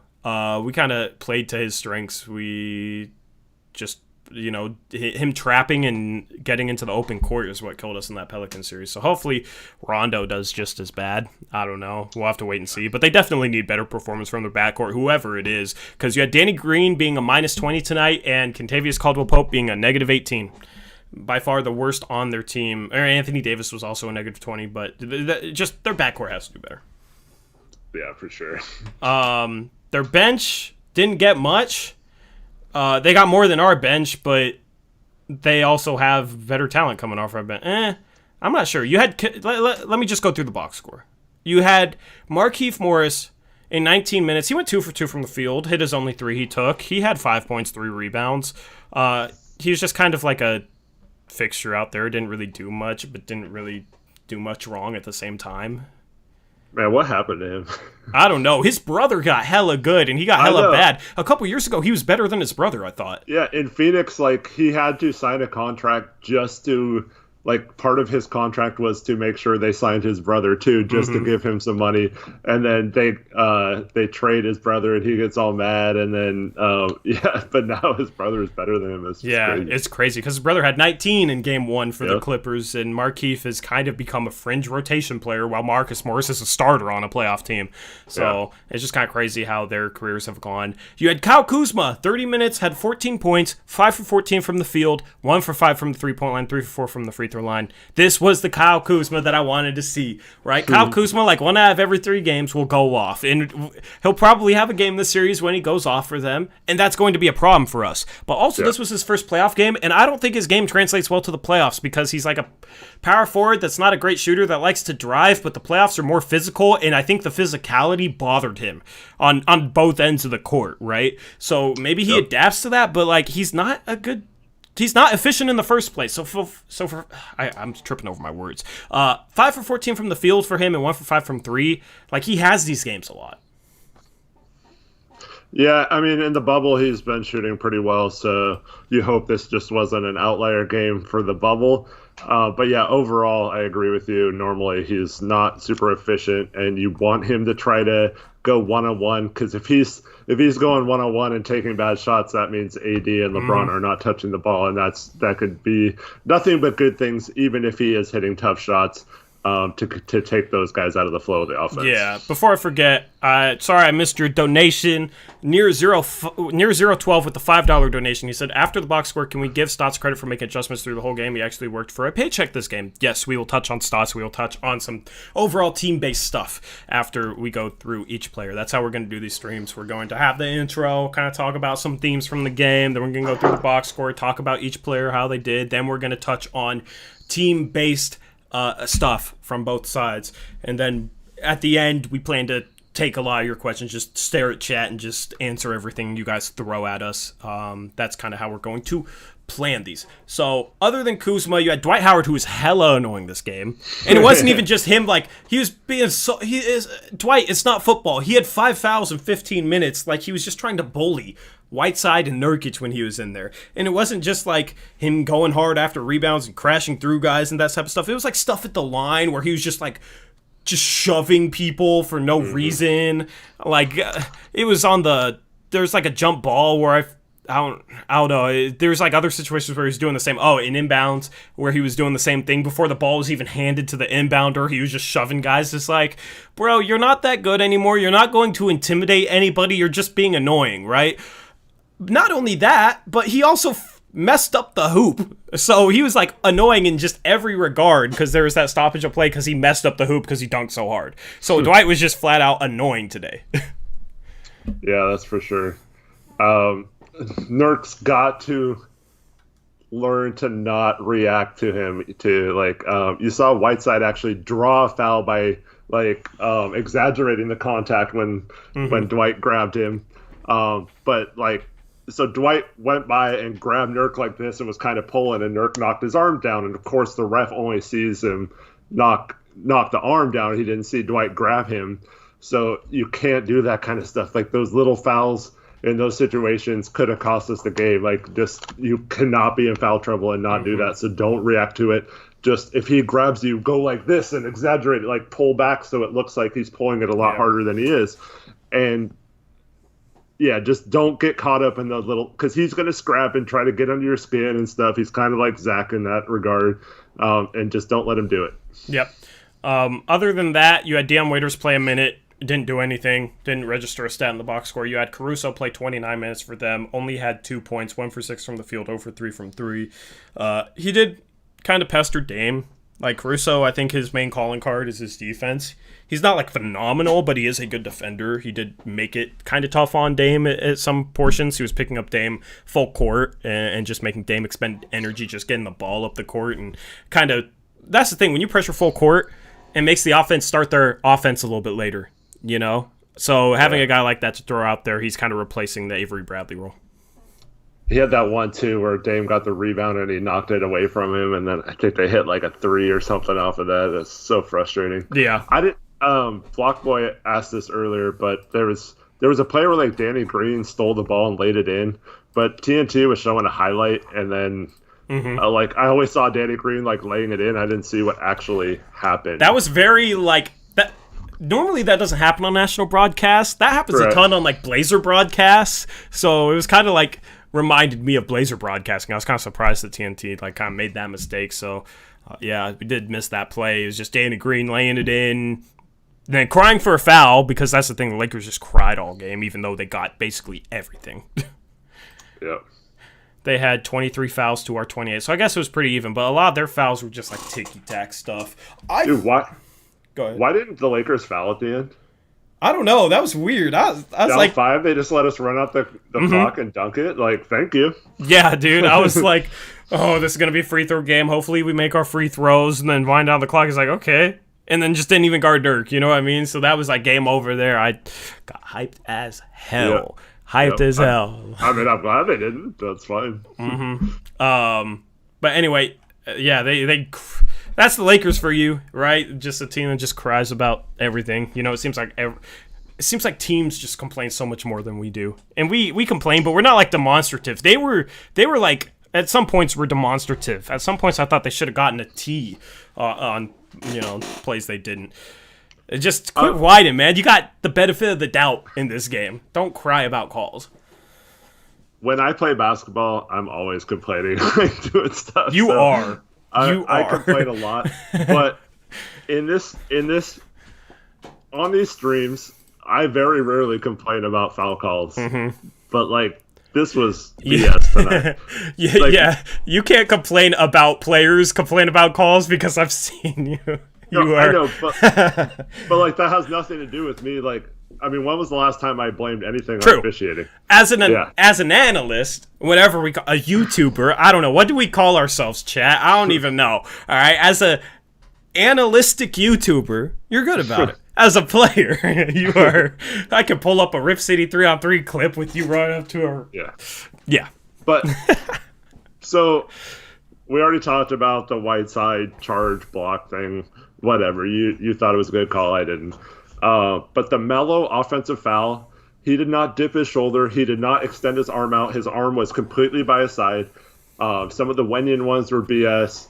And then there was one late in this game where LeBron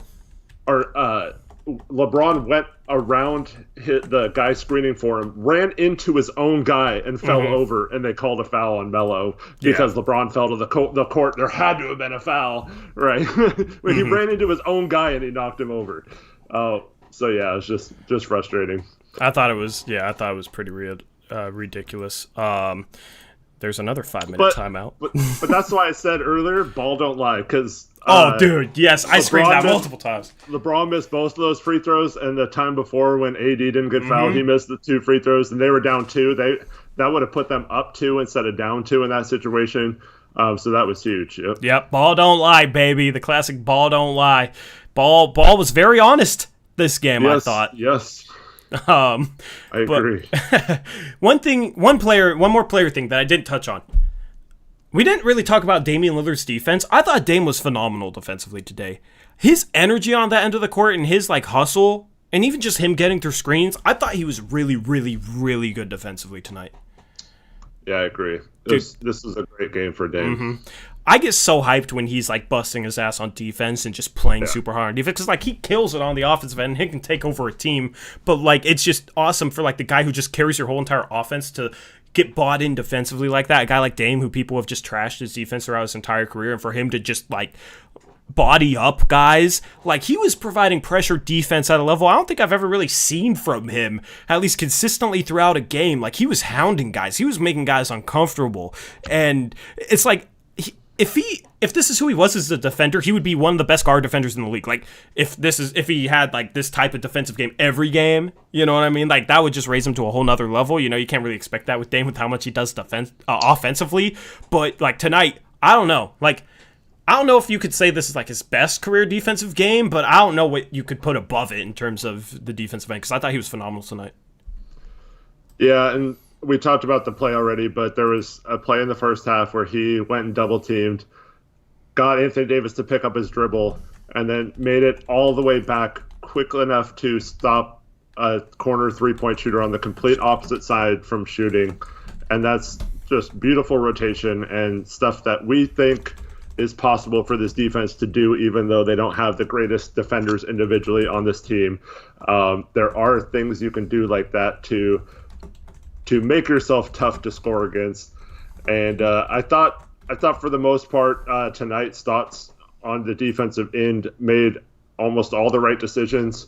He had several, his lineups were good. We understand he has to play Mario in this game without Zach. So once Zach comes back, hopefully later on in the series, hopefully that eliminates Mario from the rotation.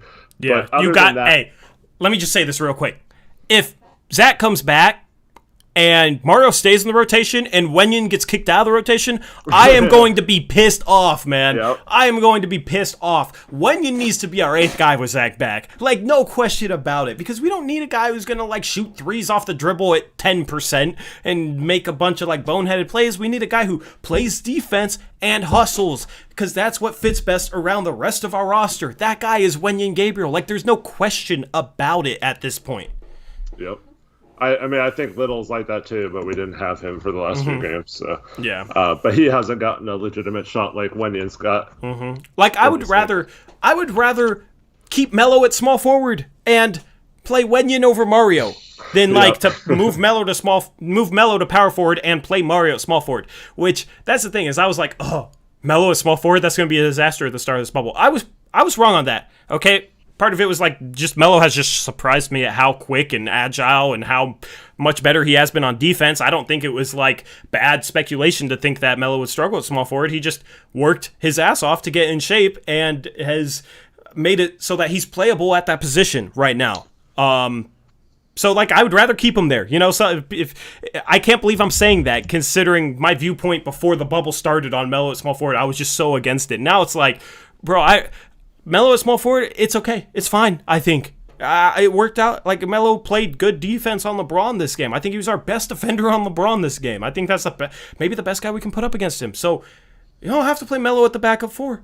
You could play Wenyen at the backup 4. That is the perfect guy to have there. Yeah, I've talked about this before, but Melo, we haven't really played a lot of teams with a small forward that took super advantage of our bigger lineup or our need to switch up, and they weren't exposing Melo on defense. So it was hard to tell if Melo was playing better defense because he's slimmer, or if he was just not having to have much responsibility on that end or not. But in this game, he had to guard LeBron. There was no other option in this game. So I felt like he did a good job. And what's funny is like this is the perfect atmosphere for our players, man. But like Melo is like, I can't think of a better player over the last several years that I want on my team in like a pickup game type scenario in an open gym or something, like not necessarily like team wise. I'm just talking about strictly from a pure scorer, like a guy who just can get in the gym and get buckets and stuff like that. So it's nice to have a guy like that on our team. And if he can give us what he gave us tonight on the defensive end as well, I mean, that guy's a guy we definitely need on this roster. But we don't have the personnel to do anything different. So. Yeah. Oh, man, that excuse has always been bad, man. It's always been bad. Well, Chad was like, before the game, like, we're screwed. We have Wendy and Gabriel playing. And, like, Tommy Thompson, who's, I don't think he's watching right now, but he kept going back at him, like, you're going to be surprised. Wendy's going to hold his own in this game. And he did, yeah. Hey, Thomas Aransky, if you're watching this, man, clap back at Chad right now and see what he has to say now. Chad won't say anything, man. I told him that on Discord earlier. Yeah, like, bro, like, people, I don't know, I don't get it. Like, what? The media has been like, oh, we have to play Wenyan. What are they not seeing with Wenyan? Like, the dude hustles and plays good D and can, like, finish a bucket inside, and, like, he hit a 3 in the Memphis game, like, and he makes smart plays. He doesn't make dumb plays. So it's like, why is it so, like, why is Wenyan made out to be a scapegoat? It doesn't make sense. It's so ridiculous to me.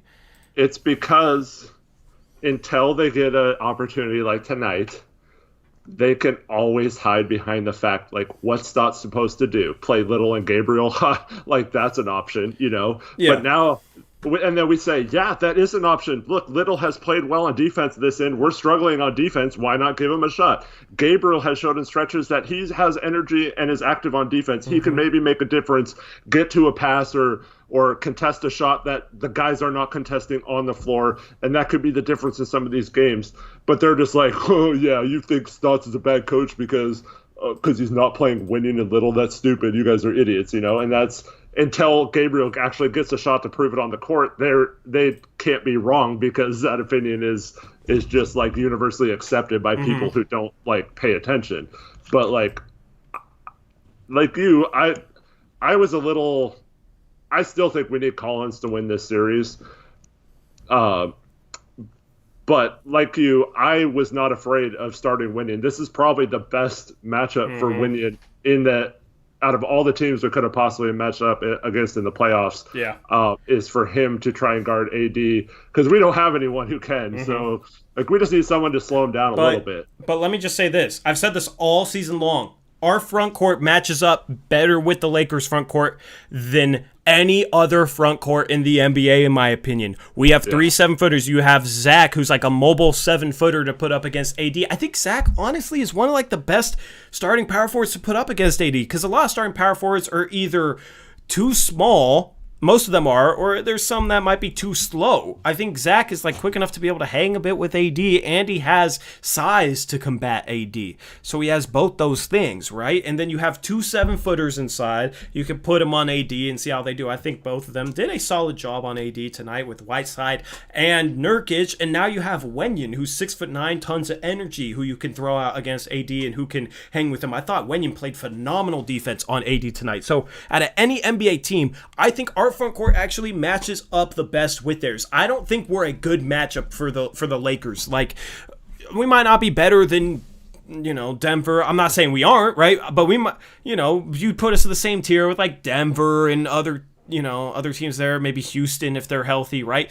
But like, we are a worse matchup than those teams because we have the backcourt that can go off and win us games, and they don't really have much in the backcourt. And then we have the front court that we can match up against theirs. LeBron is a guy who likes to try and get inside, and we have a bunch of size in there, and that showed in this game. It was tough for him to attack the rim and get buckets. Like, I think we match up really, really well with this team, and I think we saw that play out this game, and I've been saying that all season long. Yeah, but like we talk about with our team, even if we're outmanned in a game, we still have Damian Lillard and CJ who can win us games. So that's the problem. Is AD is still good enough to overcome that. LeBron's still good enough to overcome that. So it's just going to be a matter of if we can buckle down, and as they make adjustments, we have to make adjustments too. Yeah. We'll talk about some of the adjustments we made in this game on the offensive end. But there was another donation. So Andrew Miller with the $5 donation says, Wenyan is the prototypical role player, excellent energy player. He needs to back up Zach. 100%. And, yeah, especially in this series, I think he definitely needs minutes. Yeah. And, yeah. I mean, yeah, AD and LeBron can still go off, but I think we're one of the hardest teams for them to go off against, right? Because LeBron doesn't, go off jacking threes. He goes off attacking the paint. Right, and the thing is, this year he hasn't gone off in terms of a scoring aspect a whole lot. A lot of it's been his passing, but with length, it's hard to hit some of these kick-out passes, and it's hard to finish it inside for him. And he still had 23 points on 9 for 20 shooting, and had 16 assists. But it wasn't, it wasn't like him going off. It was a great stat line, but it wasn't him going off. And I think it's hard for him and AD to go off against our team. We'll see. Hopefully I'm not jinxing anything, but our personnel coupled with a good game plan, which we had tonight, is really hard to go up against for these guys, I think. So we'll see how it plays out. Shout out to Emerson Orsino. Sorry if I butchered your name.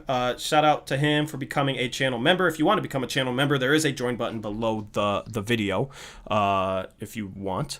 But anyway, your thoughts on that?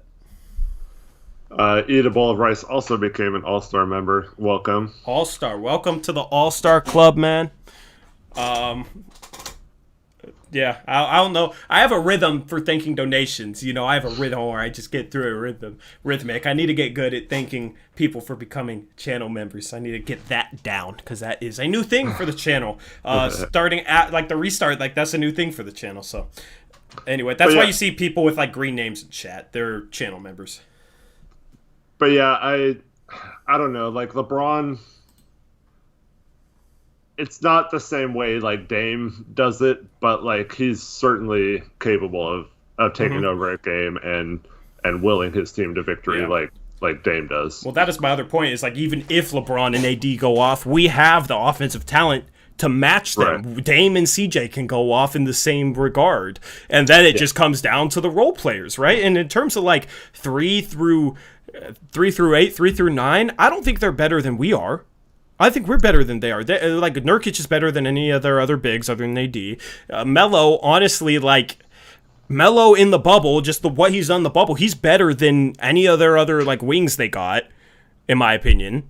Yep. So we have if Dame and CJ can match AD and LeBron, I like our chances. And the thing is, it's hard for AD and LeBron to go off against our front court because I think we match up well. Shout out to Gavin Klump for becoming a starter level member. Sup, Gavin?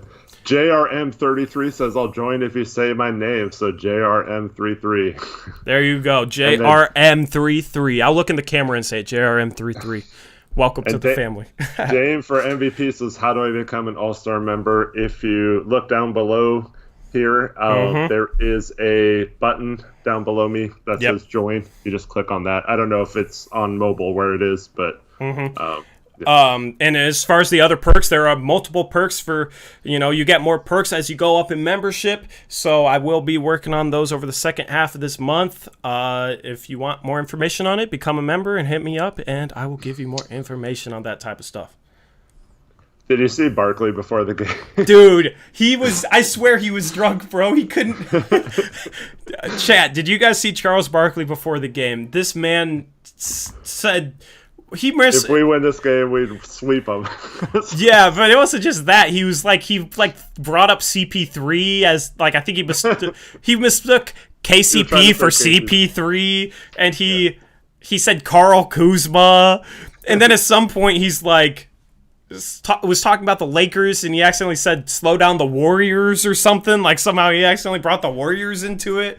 I was cracking up, man. But hey, it was so funny to see because I caught the start of that post-game show. I will watch it after this, but they were hyped, and they're like Charles Barkley, you know what I mean? Because as drunk as he seemed, I don't know, maybe he's right. Dude, yeah. I love that you have a guy like Charles Barkley rooting for us. And I love TNT postgame shows. Let me just say that. Shout out to you guys for coming in here with us.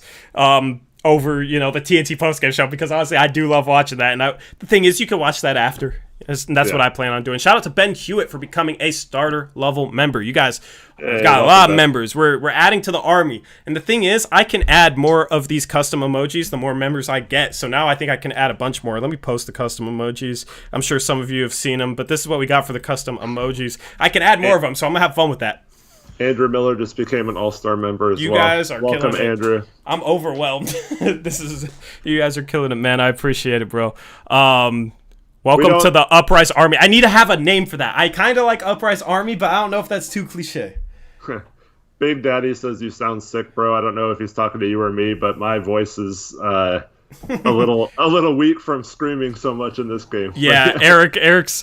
Hey, I'm loud listening too, bro. I watch the game like I'm like an athlete on the bench, like, good thing, Dad, let's go, Dad. Like, I'm one of those type of fans, right? So, like, if you're a big Blazer fan, watch a game with me, you'd probably be vibing with it. If you're, like, a casual Blazer fan, like, you're probably like, what the hell's wrong with this guy? So I like watching games alone for the most part. I could watch a game with Eric because we're the same type of way. I know there's different type of fans that kind of watch a game a different type of way. I'm the type that's just, like, super loud and just, I need the house to myself, or I need only people like Eric and, like, I know a lot of you guys probably are in my house because I'm just a loud fan at home. What's up, Gun and Rebel 55? Nice to have you in here. I saw you said he popped in earlier. He is now a starter member as well. You guys are awesome.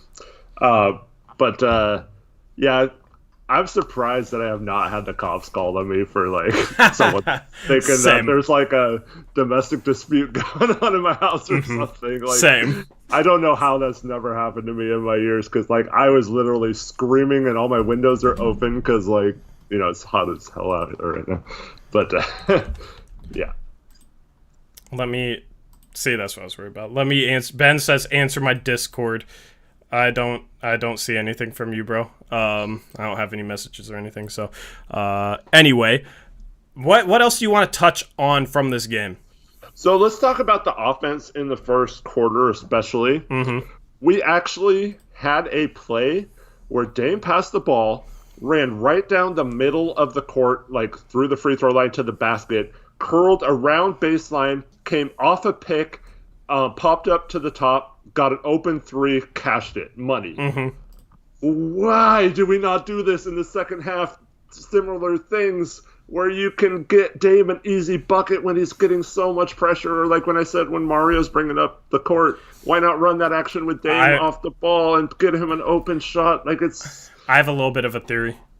I think it's a lot harder to run that action if you're, like, trying to initiate it from half court. And I think they were pressuring us. Like, Mario was taking the ball up, but he's, like, not comfortable, like, with pressure defense. So he was getting it to half court, then stopping there. And then everything was just, like, didn't work because we were trying to initiate everything from half court.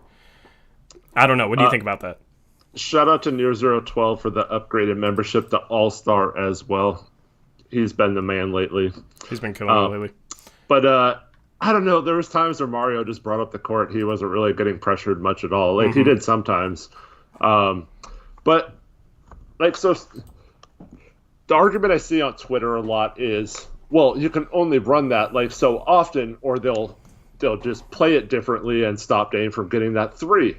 But that's the thing. It's like, if any of you have played football or watched football, like, you see, like, you run a play to set up the next play. Yeah. So, like, from that, like, whoever the screener was could just roll to the basket if both people are focused on trying to get through that pick to guard Dame at the three-point line. Then you have a roller open. Or, like, sometimes he could just curl around it and get right into the middle of the defense and get a lay-in. There's just so many things you can do off of that, and that's why running sets are so important. And it was great to see them. The ball movement was fantastic in the first quarter. The rest of the game was pretty questionable. Yeah. But we've seen time and time again now that when we run certain offenses, we move the ball, we run plays, we are so hard to stop on offense. And in the second half of this game, we went primarily ISO ball, and we need to try and avoid that. I just don't understand why we don't run that more often. But man, shout out to Stotts, man. He actually ran some plays in the first half of this game and got it going. Was a well-coached game from Terry Stotts. This is all we wanted all season long. Came out with multiple defensive looks, and in the first quarter, we were using Dame off the ball. You know, we kind of got away from that, right? But overall, I was very happy with the coaching in this game, right? I'm not a Stotts hater who just wants to criticize Stotts all the time. This is what I want. I want to be able to say, Stotts, you had a good game plan going into this game, and I like what you did in this game. That's what I want. Shout out to Near Zero for becoming a superstar. He just leveled up. Shout out to Travioli for the $5 donation. He says, are there any crossover benefits for joining Patreon? I'm kind of moving Patreon stuff over to the YouTube channel memberships. It just makes more sense to have it here. But for like, if we do watch parties, if you're a Patreon donator, then I will give you like links to our watch parties in the future, and like I plan on giving like some merch discounts and that type of stuff, but there's nothing like set for Patreon anymore. I should probably post that on Patreon. I need to update that. You got the door popping behind you. But so I just wanted to move everything over here just because it makes more sense and it's easier to do everything over here.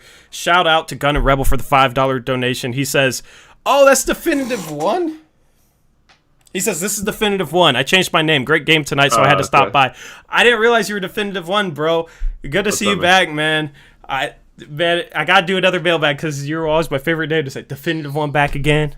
The good old mailbag. Sorry for all you guys that like have been like, where are the videos and stuff? I'm just, between 11 a.m. and like midnight, I'm either working, watching a Blazer game, or streaming. So I'm just constantly like busy as hell. Like, I don't know, man. Like, that's the thing. And that's like 7 days a week, too.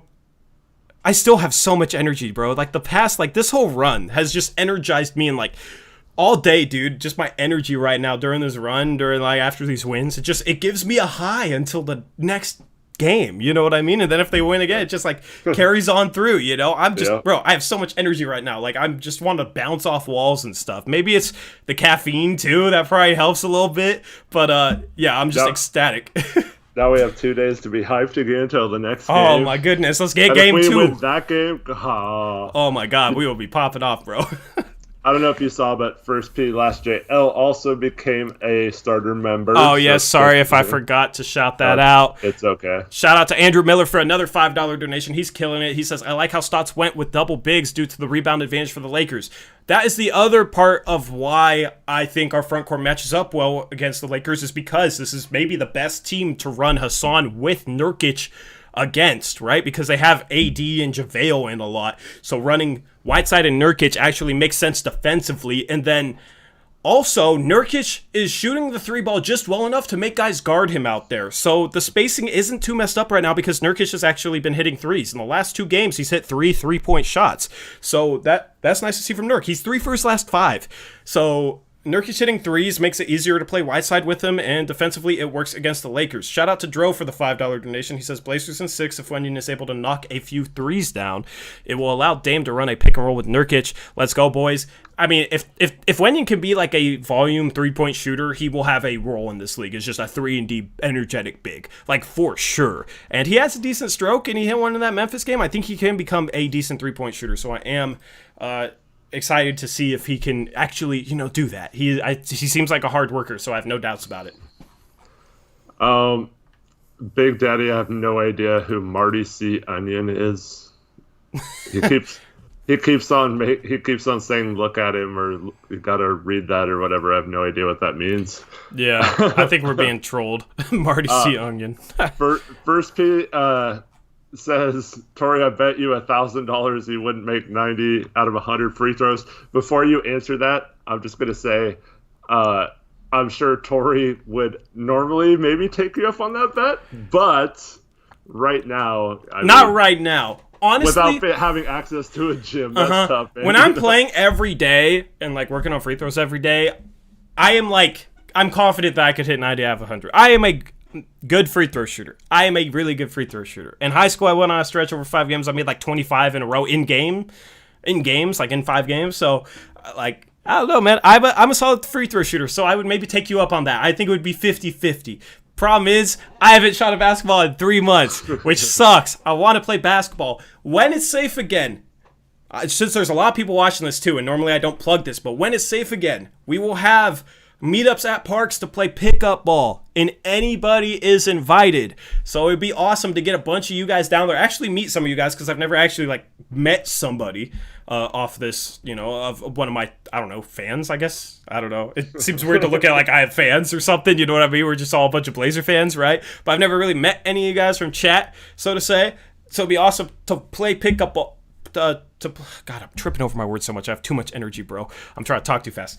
It would be awesome to play pickup ball with some of you guys. That's what we were planning on doing, but then this virus thing hit, so we just gotta wait, right? But when everything is good to go, we will have some pickup ball. I can't wait for that. I can't wait to meet you guys and play some pickup ball with you guys and to just dominate the court against Eric and some subscribers. That sounds fun to me. Oh yeah, that'd be fun. Oh man, no. It would get competitive. You guys know I'm a competitive person, but it would be just a lot of fun. If we had some like fair teams, we could put like lunch on the line or something. Lunch on the line? That sounds good to me. That sounds good to me. Eatable Rice says, I have to work early tomorrow, so good night, y'all. Sorry, Pat Bev. Looks like Cancun is going to have to wait. Appreciate you watching, Rice Man. Have a good rest of your night. Alex G with the $5 donation. He says, great job, guys. I remember the first live stream, the Nas draft. Yes, that was the first live stream. Thanks for such a great forum for us Blazer fans. And yeah, man, it's crazy how much we've grown, and just I feel like we've become a lot better at live streaming. Like, I don't know. I'm proud of what we've done over the course of a year. I guess that stream was 14 months ago, right? In some ways, it feels like it was just yesterday. In some ways, it feels like it was forever ago. You know what I mean? 8 years ago. Yeah, because like this is just such a normal thing to be streaming with you, Eric. But like, This is still one season. This is still our first season, right? So we're launching a website in late September. If you're interested in writing for us, email us at blazersuprise@gmail.com. I'll post it in the chat. If you have, if you think you're a good writer and know basketball a little bit, I have openings for writing for our website that's launching in late September. I want to kind of compete with, hopefully, Blazers Edge one day, Rip City Project, just in that space with some written content and that type of stuff. I'm looking forward to that launch of that website for the offseason to do some draft content and that type of stuff. So we're just going to keep improving this platform and improving things for you guys. So I'm just excited to see where this grows, man. So about 8 years ago, I went on a business radio station to be interviewed for just stuff as a young entrepreneur and stuff like that. They had some questions for me and wanted to know how I started my business and all that. Complete disaster. I was like so terrible, couldn't even talk, like stuttering and getting like I couldn't even get through sentences.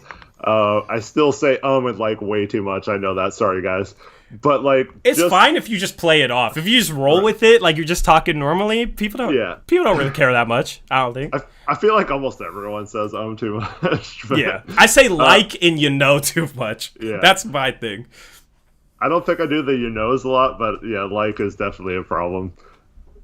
Anyways, to go from that to like, if you heard me on the podcast I did, I just feel like I'm so much more comfortable talking now, so I appreciate the opportunity to have that chance to do that. I've seen you grow in that regard, and it's been fun to see you just because I could definitely tell you were a bit uncomfortable at first, which like I would be too, right? So I did YouTube a year before I even went to True Blazer Fan, then I did content there for a year, and then I came over here. So I've been doing this for 3 years, so I do have that experience. Eric was just fresh into it. You've gotten a lot better, man, and I love what we're doing here. I love the content, and I could tell, other people like it too, because this stream has been popping off, and I appreciate all you guys. We're just going to keep trying to grow. There's some other stuff that none of you guys know that I have planned that I hope you guys, I hope it comes to fruition, beyond just this platform, right? This is just the start, right? So it's fun to be popping off right now, but we're just going to keep going, and we're going to keep bringing you this content and all that. So appreciate all the support. Anything else you want to talk about from this game? We'll take questions in the chat as well, if there's anything you want to touch on there. Gavin asks, why didn't we get killed in the third? Did we do anything different? Well, the third is when CJ made some shots, but I felt like our defense was solid throughout this entire game. We didn't have as many. I think it was the third quarter. They didn't get into the penalty until late in the quarter, whereas most of the other quarters, I think they got into the bonus pretty early, so they got to the line every little ticky-tack foul we had. So I thought that was important in the third. But basically, neither team played very well in the second half of this game until the end. And we just happened to make the clutch shots when it mattered. But yeah, I don't think we did anything scheme-wise differently than we did in the first half. In fact, on offense, I felt like we went back to our normal, just take turns with Dame pick and roll, CJ ISO, and stuff like that without really moving the ball well. And then defensively, I thought we just continued our good defense from the first half. But yeah, that stuff's going to have to get tightened up in the next game. Mm-hmm. But overall, I am so happy that we actually went into this game with a game plan for a specific team and to stop certain players, and we executed that game plan fairly well. And that's all we've been asking for. So thank you, Stotts, for actually not being stubborn with your defense and stuff like that. Because I was pretty worried in the first quarter. You mentioned how we dropped the big 3 times in a row, and they scored every time on it. Yeah. I was worried that was going to be we started out good, in a certain game plan, but then we just resort back to our old defense. And from that point on, we hardly dropped the big at all. And it was just a great game plan, well executed. And I want to see them keep improving on that and continue to design game plans around certain teams, make adjustments throughout the game instead of just trying to make sure we take care of business and not let teams make adjustments to us. We need to make adjustments to always keep them on their toes. Yep. I did like when they were kind of it was like they were switching the pick and roll almost, but the guy would switch out onto the ball and push the ball away from the 3-point line a little bit, and then they'd switch back, because the ball wasn't it was far away from the 3-point line. I thought they did a good job at that. It was kind of like a hard hedge, almost like a switch, but then they were doing a really good job of switching back without giving anything up. A lot of times it was the guards doing that, but you had some plays with Dame kind of pushing out onto LeBron, making LeBron retreat and back dribble a couple dribbles away from the 3-point line.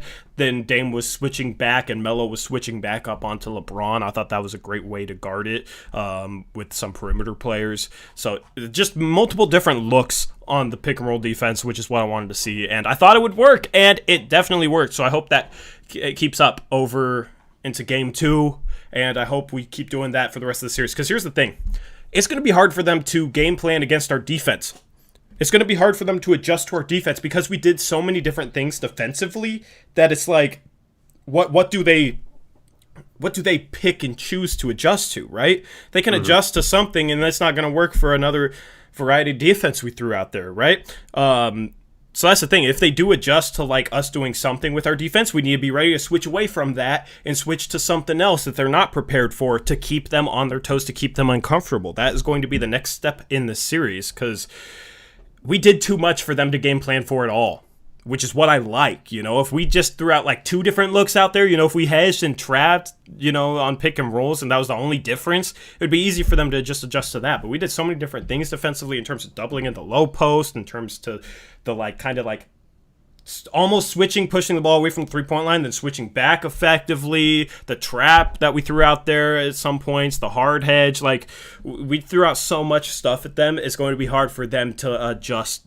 They're not going to be able to adjust to all of it. And it worked. Thank you, Stotts. Good job. Shout out Russell, first round exit Westbrook says, would you guys consider Marty C. Onion top 5 all time? I don't know what that is. I assume it's a meme or something, but I did want to... I still have no idea. I did want to respond to Eric. He said, are you freaked out talking to countless people? I don't know. I've wondered this. I've wondered if the 182 people watching this right now, if they were all in person, I wonder if it'd be different for me, or I don't know.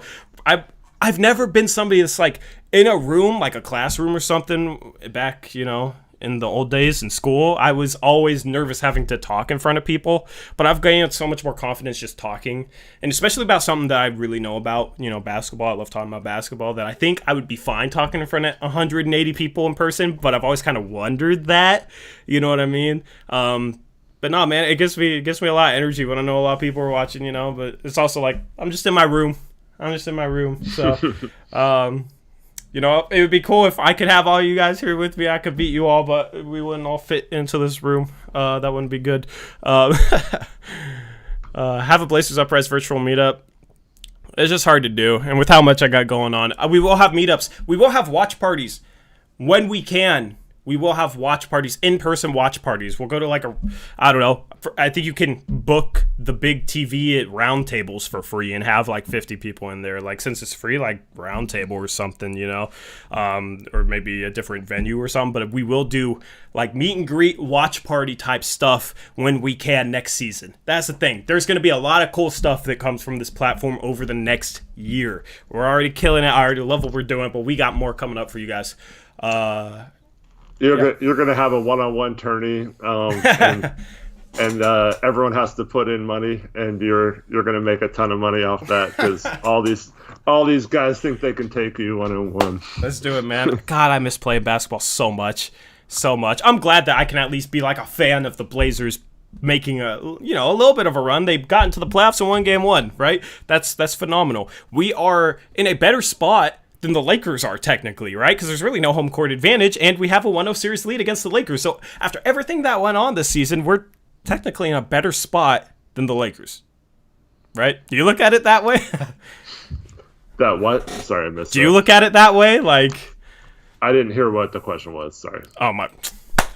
I'm just kidding. I'm not mad. I said we're technically further along than the Lakers right now because there is no home court advantage. Right? And we have a 1-0 series lead on them. So after everything that's happened this season, everything that's kind of gone wrong for us, the injuries, all that, and everything that's gone right for the Lakers, getting the 1 seed in the West, we're technically in a better spot than they are now. And we saw last year that when LeBron tried to flip the switch, they lost a bunch of games and ended up finishing 10th in the West instead of when they were close enough to make a run and possibly make the playoffs. So maybe it's just a situation where the Lakers are not good enough to flip that switch. They've been kind of coasting through this bubble thing, not really taking it very seriously. A lot of their secondary players have struggled mightily in this whole series. This whole bubble game, 8 games. So yeah, maybe it's just a case where the Lakers are kind of checked out, which is so surprising because, you'd think LeBron, this is one of his last, he's probably got 2 or 3 more years to win a title or add to his number of titles for his legendary status. So you'd think that he would not settle for any of this kind of stuff. But we've been playing hard. We've had to win every one of these games. We're not rusty at all. We're not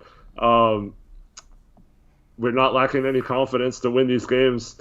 And then it's scary for a team like the Lakers when you're playing a team like that with nothing to lose. And then we also have, the talent to beat them. So, they have to be kind of scared right now. Yep, 100%. Shout out to the $5 donation from Andrew Miller. He's been killing it today. He says the series doesn't start until the first road win. That doesn't apply here. Technically, we won on the road. They were the home team today. So technically, the series just started and we got it done. Eric is drunk off happiness, bro. Yes. Excitement. I don't know if MVP is being lame in the chat though. So. Yeah, I think that's mixed. I think that was formerly known as People's Mix, aka Charles Alexander. Quit trying, man. I see right through it. He said, I'm not even gonna pay attention to it. Yeah. Trevin said, what did Trevin say? Where was it? I forget where it was. Jeez, chat's still popping off. I can't even find it. Trevin said something about 1v1ing him to make him a mod. That's what I could do. I could do 1v1 for mod status. If you beat me 1v1, you get to be a mod of the channel. Yeah, good point, Westbrook. This is Garage Eric's. Garage Eric. I'm skinny mellow. I step up my game when I'm in the garage. Hey, when I move out, I'm going to be this money that you guys are donating me, I'm putting it towards a studio, right? When I move out, I'm going to have a 6 streaming studio. It'd be cool to I don't know, Eric. It'd be cool to have you with a cool studio in your garage too. If I could give you money for that and set you up too, so we could both have just a sick looking studio. I don't know if your wife would let you do that, but I don't know. You don't use it for cars, do you? No, just a lot of junk. Yeah, exactly. So shoot, if I have to rent the storage unit, right, or something, I don't know. It would be awesome to help set you up too with like a studio or something. Do you have AC and heat in there? No.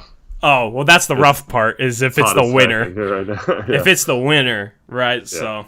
I don't know. I could just wear my Blazer Uprise sweater if I ever did it. Yeah, if you guys want to buy merch, you guys have already killed it with the donations and stuff, so I'm not trying to really plug anything anymore. I'll just say it. If you guys want merch, blazersuprise.com/merch. There's a link in the description. Also, we will be streaming tomorrow night. We will be previewing Game 2. We said we were going to preview Game 2 at the end of this. We kind of have a little bit, but tomorrow, over on our second channel, we have a second channel. It's called Blazers Uprise Live.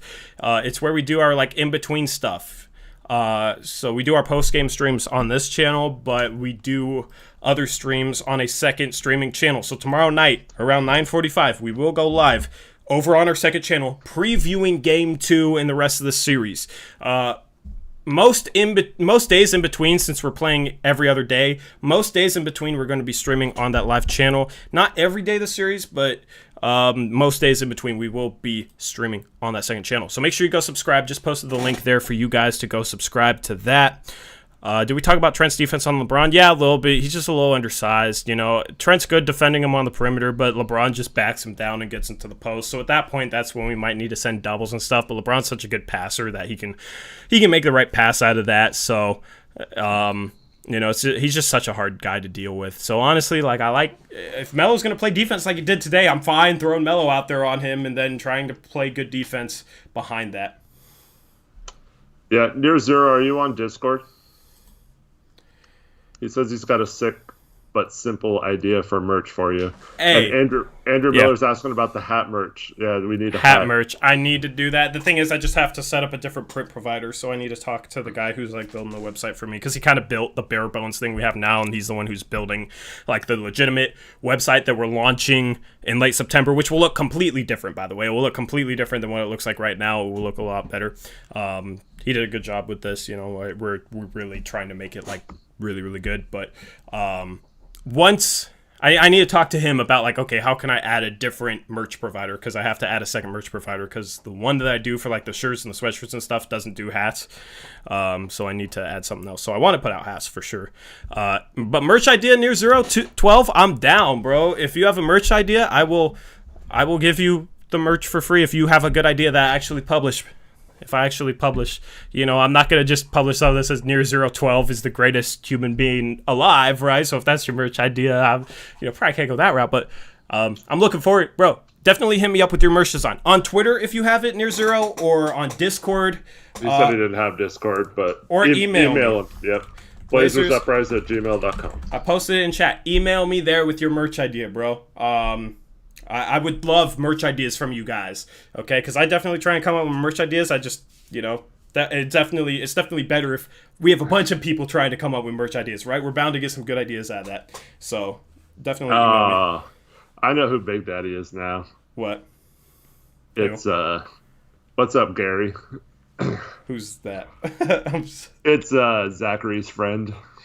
Oh. I haven't connected the dots still, but apparently you did. I'm not disrespecting you, Big Daddy. I thought you were talking crap earlier. Oh man, that's our trio. When Baja Blasta is around, we play quads in Call of Duty. But Gary, Zachary, and I are that's our trio. That's your geek trio. You Call of Duty players, man. And since we can't meet up, if anyone wants to play Call of Duty sometime, hit me up. Yep. I don't play Call of Duty. How did the concurrent viewers just go up to 437? What? That has to be a glitch, bro. Yeah. We all of a sudden just got like 300 new viewers. What? I'm so confused. Now it's going down. Now it's tanking. Oh man. I'm so confused. Did you guys see that too, or is that just on my end? No, I saw it too. I'm so confused. How did Trevin says it was all people's mixed burgers. Oh man, we must have gotten hosted by somebody or something. You popped up on YouTube recommended. Did I? Oh, really? Hey, if all you guys are real, what's up? Say hi in chat. We just got a huge viewer bump. Yeah, welcome to everyone. I'm not even sure I believe it because that was insane. Because it literally went from like 150 to 400, which is just absolutely crazy. Yeah, I don't even know. I'm so confused, bro. That was shocking. So if we're in the recommended tab, that is just an absolute win for us. Because I don't think our streams have ever gotten in a recommended tab, like quite like that. What's up, Nasty Nate? What's up, Nasty Nate? Yeah, Leo says you're view botting me. Bro, I don't even know what to. I'm so confused. I'm so confused as to how we have like 450 viewers all of a sudden.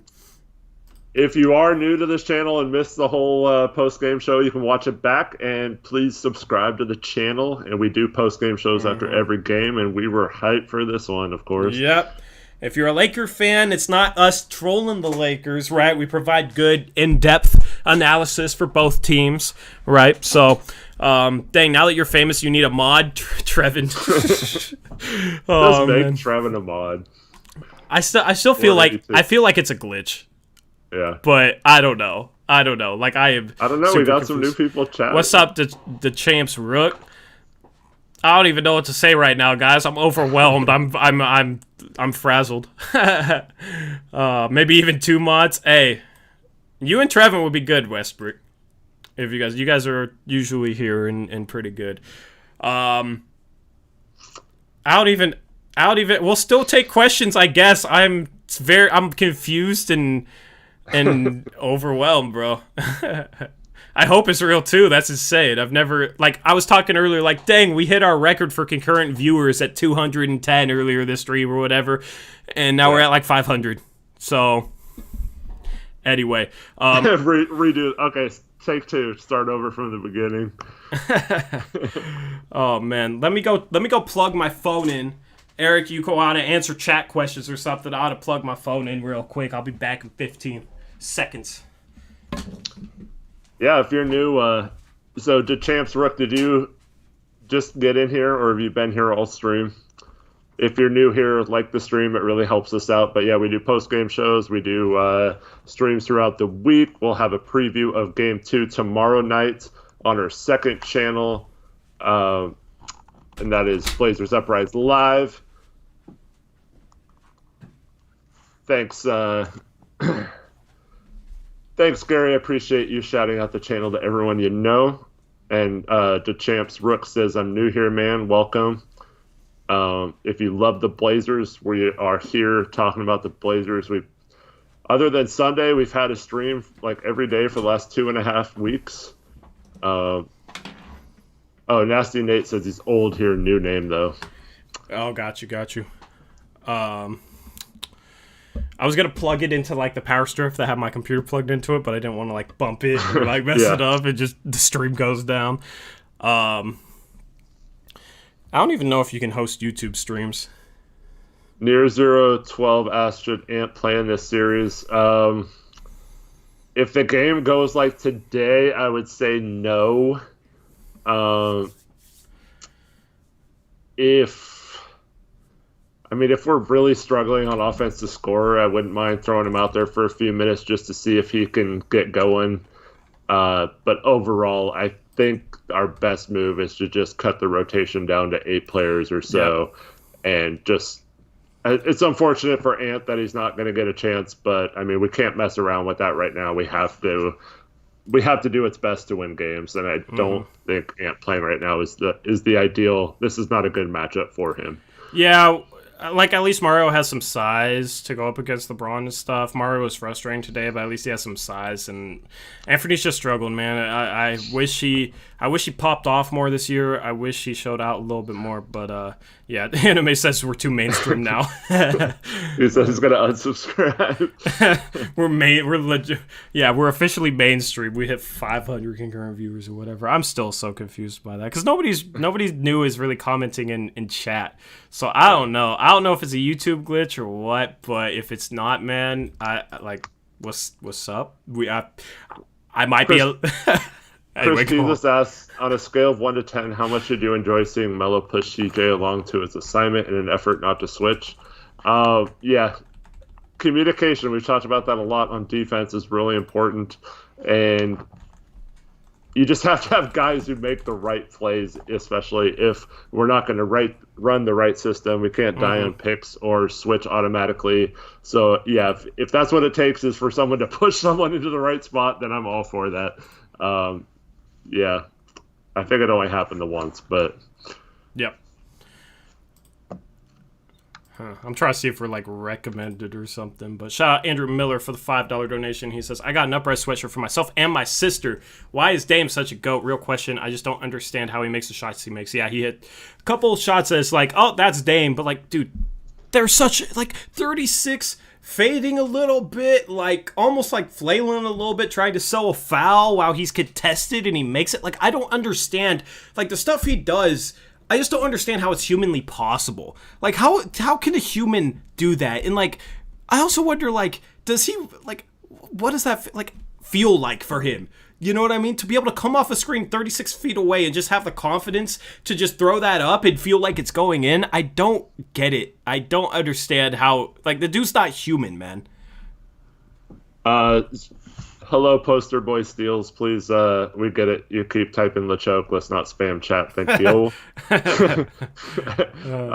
But yeah, or just like the game-winning shot against OKC, like, I don't even know from that distance how you do a step back sideways, like not even going towards the hoop with any momentum and still have like really good form and enough to like perfectly shoot it through the hoop. Like, I tried to recreate that shot in the gym after he hit that, so bro. Yeah. And like, I'm like comfortable shooting off the dribble, and I like, you know, I play basketball. It's still like, to go that way, it's easier to go like the opposite way.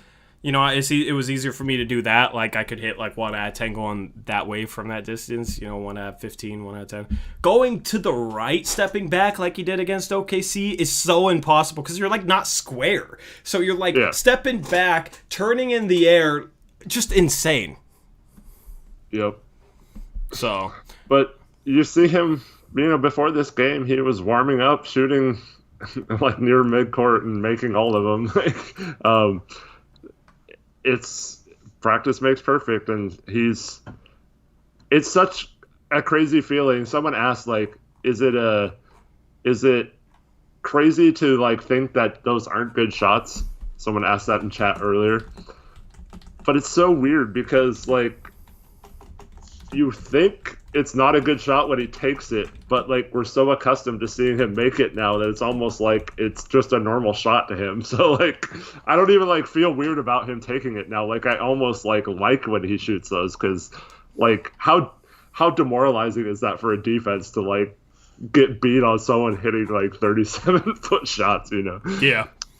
Yeah, I like at over 40%. The thing is, you could be locked in all game, and it's just like, it just takes like a little bit of space from 36 feet, right? Like, you can't sleep on him. It's the same way with Curry, too. Like, you can't sleep on them. It's like, it's so instinctual to not press up 36 feet away from the rim. Like, you don't expect people to shoot it from there. So, like, mentally, you're not locked into, like, oh, I have to guard him at this range or else he could score on me, right?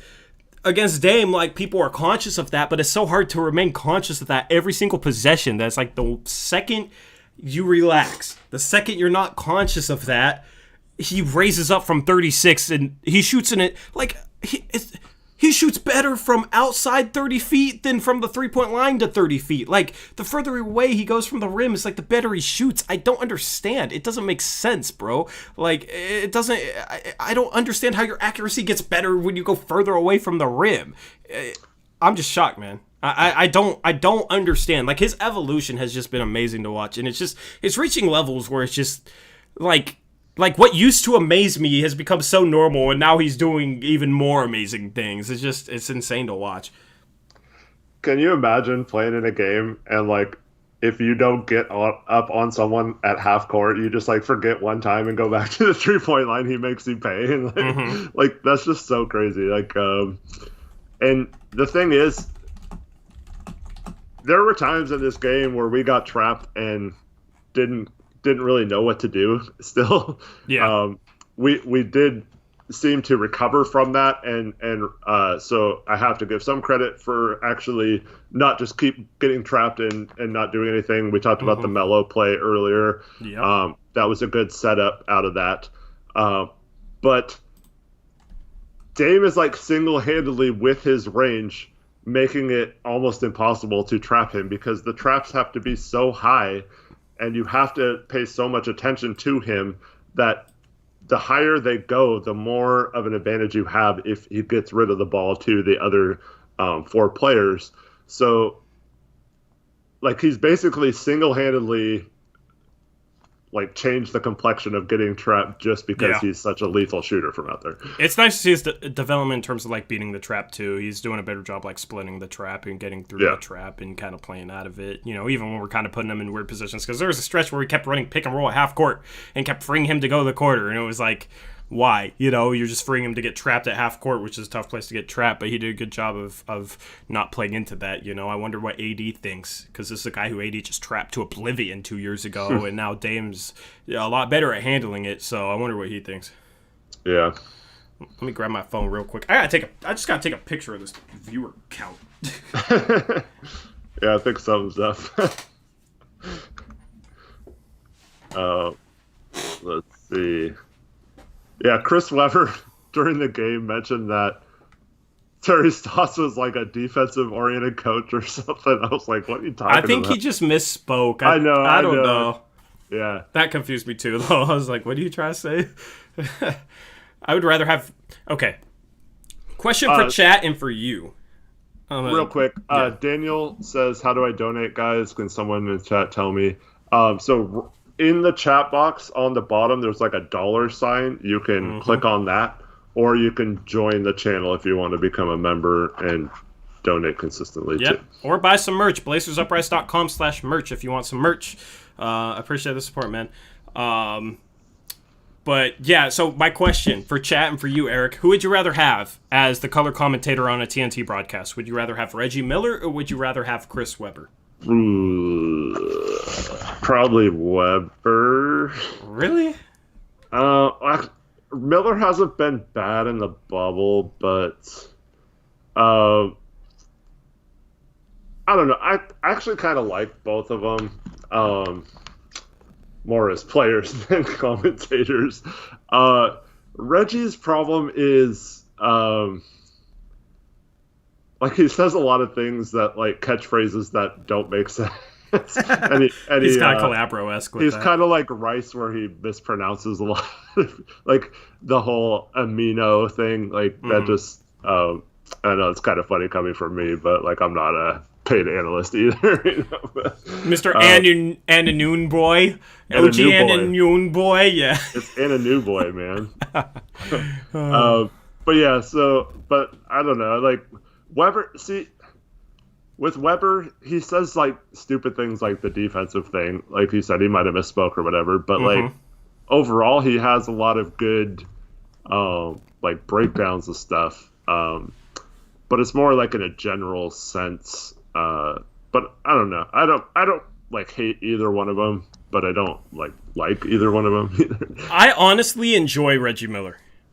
I think he gets I don't know. Like, I understand why people wouldn't like him, so I can't sit here and say he gets too much hate. You know, it's just personal preference. But I enjoy listening to him. I don't know. I don't even know what it is. Like, he's just fun to listen to for me. I don't know. I would much rather have him than Webber. Webber's kind of like monotone and stumbles over his words too much. Like, yeah, Reggie says stuff that like, you know, these catchphrases and stuff, but like he's pretty coherent, you know what I mean? And his voice, like he gets excited and stuff, you know, when Dame pulled up against Golden State from like 35 feet and Reggie was just like, what? Like that type of stuff. I love that type of stuff. Like he's fun to listen to. Gets hyped with the broadcast. Yeah. So I do enjoy Reggie.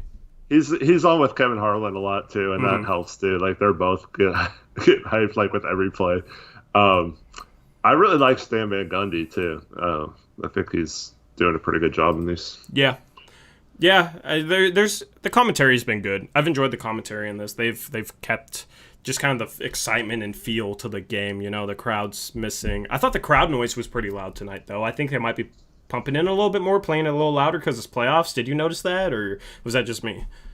Yeah, I thought it was kind of loud, but then I also um did every home team lose today? Or were the Rockets the home team? The Rockets were the home team. The So only three out of the four lost today. wasn't the Heat the home team today? Wasn't the Heat the 4 seed? Maybe they got, yeah, I don't know. Some of those I forgot who was the 4 or the 5. Let me try and figure that out because I'm curious. I am curious. Let me go to NBA.com or something because they don't show seeds on ESPN. Yeah, I don't know. Won. Were the Heat the home team though? Did you guys anybody in chat, was there Heat or Pacers logos on the court? Because if the Heat were the home team today because they won, then the only road teams that won during this whole entire first round were 8 seeds. Both 8 seeds. Yeah. Which is kind of insane. I cannot believe the Magic even won a game. Dude, what? Like, the spread was 12, and we were like, oh yeah, Milwaukee should be up double digits all game. But the thing is, that's what Orlando did game 1 of the first round last year against Toronto, right? So they didn't win another game. Mm-hmm. So I want to see what they do after this. I want to see if it's better than it was last year where they actually can like be competitive past game 1, or if it's like last year where they win game 1 and then, okay, that's it for the season. We're going to lose the rest of our games. I think that series has actually become interesting now, where like that series was like, oh, that's going to be the biggest cakewalk of all the series. That's going to be the most boring series. And here, Orlando, it wasn't even like that close. Milwaukee cut it to 1 in the second half, but then Orlando pulled back away. Like they were pretty commanding in that game. It's just surprising to me. 122 against the best defense statistically over the regular season with Milwaukee. It's Orlando. They're missing Jonathan Isaac, who is a key contributor. Did Aaron Gordon play today? I saw him. No, he was out. Yeah, they're missing Aaron Gordon and Jonathan Isaac, two of their starters. True. I think Aaron Gordon is definitely overrated. Real quick, good night, Near 012. Thanks for everything tonight. It's great to have you a part of this channel. Yep. Appreciate your donations, man. I appreciate the support. Yeah. It was around halftime, I think, or just after halftime, and the Bucks cut it to 2, and they were still like, I was looking at live betting, and the Magic were still like 5-1 betting odds if they won the game, and I couldn't pull the trigger, but now I'm like, dang it, like, yeah, I should have bet, but like at that point I thought they were just going to collapse in the second half, and I can't believe they pulled that out. But yeah, definitely interesting. You had Houston beating the Thunder today, which pretty easily. That, you know what's funny about that is it's like a double FU to Thunder fans, because 1, they got killed by the Rockets. 2, their boy Westbrook didn't play, and the Rockets still killed him. You know what I mean? So it's like, dang, Westbrook must not be that important, or you guys must be really that bad, like, or both, you know? So the Thunder fans talking all that crap all year, posting, you know, the standings with us outside of it. Now they're down 0-1 in the first round. We're up 0-1. Or we're up 1-0. So, yeah.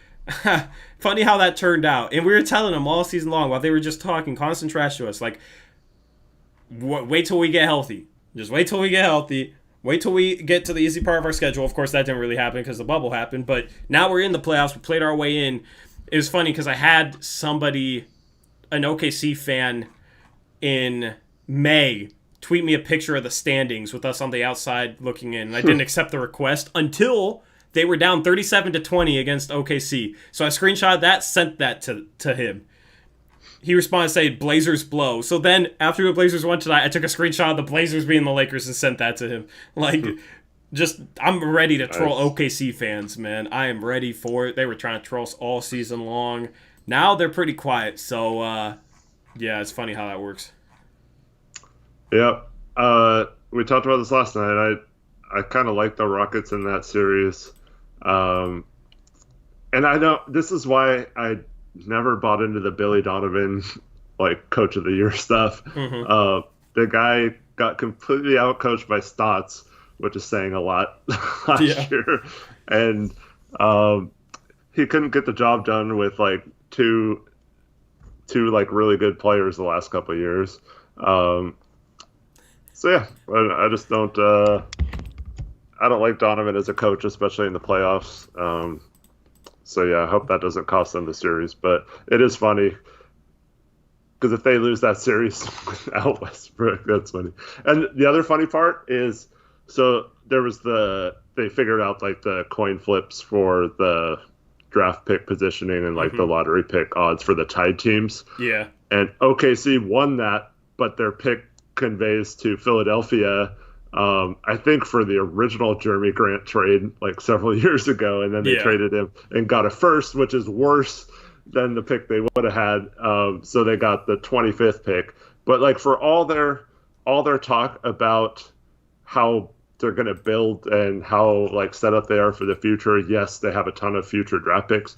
But this particular offseason, they have like no cap space, a bunch of big free agents, and like a late first round pick. Like that's not, they don't have a lot of ways to get a lot better next year. And I fully expect them to have a down year next year after kind of overachieving this year. Yep, 100%. It'll be interesting to see what their offseason is if they lose in the first round, if they'll just hit all in on the rebuild or what they're going to do. Because they're kind of in a position where like they're competitive enough to be the 5 seed in the West, right? Which you have to be a pretty solid team in order to get that done, but they might not be built to win in the playoffs. And it's like you originally went kind of in on a rebuild last summer by trading Westbrook and trading Paul George. So you kind of went that route, probably surprised themselves by winning this year.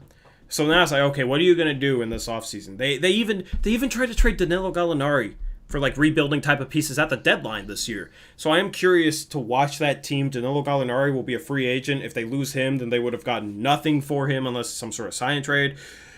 Chris Paul is hard to trade because of his contract. So it's like, do you not hit the all-in button because you can't trade Chris Paul because he's making $40+ million? Like, he's a good player for sure, but it's going to be hard for teams that actually need a point guard like Chris Paul to match his contract with other salaries. So it's going to be interesting to see what OKC does this year. That's a very intriguing team to watch. I don't think their fans will handle being a lottery team well. They've never really had to experience that. Like, the only time they've been really bad is the first year they got to OKC, right? So they were brand new. So the fans were kind of like, oh, they're brand new. That we've never had an NBA team. Now we have an NBA team. So the only year they were bad, it was the first time they ever really had a team. So they had Durant and Westbrook that year, so it wasn't that bad. How are their fans going to handle if they're like a really bad team for 3-4 years? I don't know. That'll be interesting to see. I could see them being the team that has like only a third of the stadium filled. Like I could see their fans just being like, like not really on board with the losing. You know what I mean? I don't know. It'll be interesting to see because they have a diehard fan base, right? But all they've done is win there. So you can tell how good a fan base is by the support when the team is losing. That is how you tell how good a fan base is. So like Portland's still selling out the arena when they were losing. Thankfully, we haven't dealt with losing in this is our 7th playoffs in a row. Since Dame time. Yeah, and I mean, even before then, we only missed the playoffs for a couple years, and we were in the playoffs for like 3 years before that. So we've consistently been in the playoffs in my lifetime, thank God. But I'm a Mariners fan, so that's the other side of the coin. I'm a Mariners fan. They haven't made the playoffs since 2001, so I mean, that's a shame. I don't even know why I brought that up. But I know how it is to be a fan of a team that's just absolute trash. I'm just thankful it's not the Blazers. We did deal with a lot of losing this season. True. Still got in the playoffs, though. Just real quick, shout out to Nah Tran, my buddy. What's up, Nah? And then Delano Steele Jr. is commenting a lot. I haven't seen you around here much, so welcome if you're new to the channel. Mm-hmm. Welcome in. I still feel like the viewer count is a glitch, but I mean, we're just running with it. It has to be. There's no way it's not. What's up, Kevin Reese? Yeah, just like all of a sudden went. like this is what the views looked like. That's what the views looked like. So, yeah. Yeah, some random. Just straight up. It wasn't even gradual. So I don't know. I'm super confused by that. But I'll take it. I don't know. It looks cool. Post on my Snapchat story. People think that's probably real. I don't know if it is or not, though. I'll have to look into that YouTube live stream number glitch. I don't know. The thing is, I figured people would be commenting in here. We haven't really seen like a bunch of new people, so that's why I feel like it's a glitch. Anime Jake says he resubscribed. Appreciate it, bro. Yeah, we have to stay like alternative, low key, indie channel. You know, we're not mainstream, right? You know, can't sell out to the mainstream. You know, hey, if we had like the biggest platform covering the Blazers, we'd still keep it real, man. I'll never sell out, bro. You don't have to worry about that. So Daniel's still having trouble. He's taken over Kevin Reese's position is not able to figure it out. Sorry, man. Daniel, do you see a little money symbol, $sign symbol in your chat box, like right next to where the emojis are? Yeah, that's where it'd be. Or you could buy some merch if you want it. You could actually get something back for that if you want it, Daniel. I'll post the link if anybody wants to buy some Blazers Uprise merch. I do want to publish new merch. I'm looking forward to seeing what Near Zero 12's merch idea is, and I do want to get hats published. But yeah, if you want, there it is.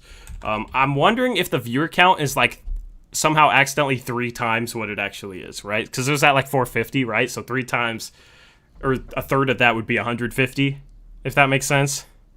I don't know, but it's also at like 441, so that doesn't make any sense. 440, 441. I don't know. I'm super confused.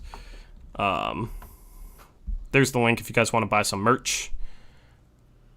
I appreciate you trying to support me though, bro, man. It means a lot. Like, you guys support this stream. Like, I don't even know. Like, it means the world to me how you guys, like, that's the thing.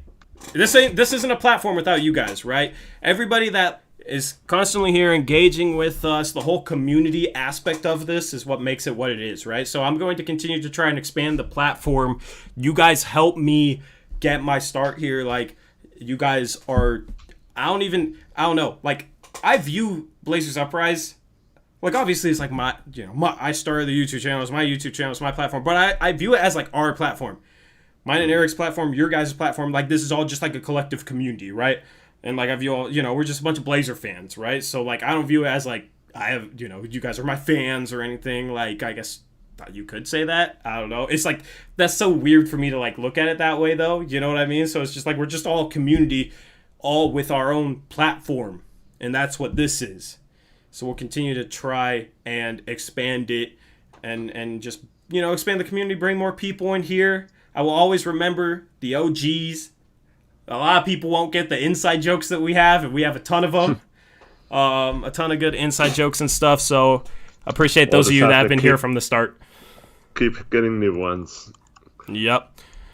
Delano says he's a new subscriber to the channel. I'm a Hoops fan. Welcome, man. Are you a Blazer fan or just Hoops in general? Yeah, who are you a fan of? Because we do talk about general NBA. Obviously, we're Blazers focused, but on the second channel, we do touch more on just the general NBA, so make sure to subscribe to our second channel as well if you just want to hear our thoughts on the NBA in general. I will copy and paste the link and post it in the stream for you. That goes for all you Blazer fans too, because tomorrow we will be streaming over their preview in Game 2, maybe talking about some different things that the Lakers could do and what we need to be ready for in terms of their adjustments.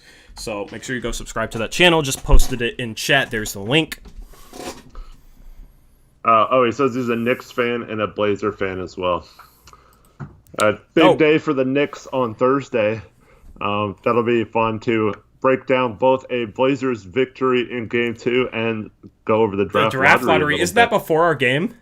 I think it is, yeah, before. I'm tempted to live stream. Live stream? Yeah, let's do it. Let's live stream it, and I will, and we can like preview the game a little bit during it. We'll do it over on our second channel. How about that? Before Game 2, we will live stream the draft lottery and react to that and like kind of break down like who we think each team should draft based on like where they finished in the lottery. That'll be fun. Let's do it. I could maybe post like the very left half of like just the picks. I might try and put that on the screen so you guys can react like live. Or you and maybe have like graphics audio. And put the team up there yourself, like just have the logos next to a number or something. Yeah, I could do that as well. Yeah, so that'll be over on the picks against the spread. Just have the logo. I could do that. Pop up. Yeah, I could do that. I could try and do that for sure. So we will have something for you guys actually, since that is, as long as that's right before the Blazer game. If that's like, because that is right before the Blazer game, right? Because normally it's in the evening. When is the draft lottery time? Let me Google it. NBA. You accidentally locked yourself inside your car? How do you lock yourself inside the car?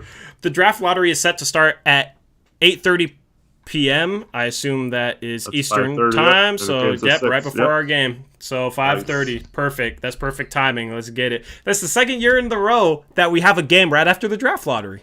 That's dope. Normally, it's like during the Western Conference Finals, so it was cool last year because we were in the Western Conference Finals, and that's when the draft lottery was. Now, obviously, it's earlier. It's earlier in the playoffs. It's during round one. But second year in a row, we got a game right after it. What's up, Gideon? How you doing? So, Delano, are you old like me? Since you're talking about the 99 season, he says his favorite tandem was Damon Stoudemire and J.R. Ryder. See, we got the kind of I'm younger, old school G's, and we got Eric, who has a bit more life experience. He's experienced a bit more life than me. That's the nicest way to put it. I'm old, yeah. But Eric's 41. I'm 24, which I don't really like being 24. I wish I was still 23. I like that age a little bit better. Now I'm like officially mid-20s, bro. Dang.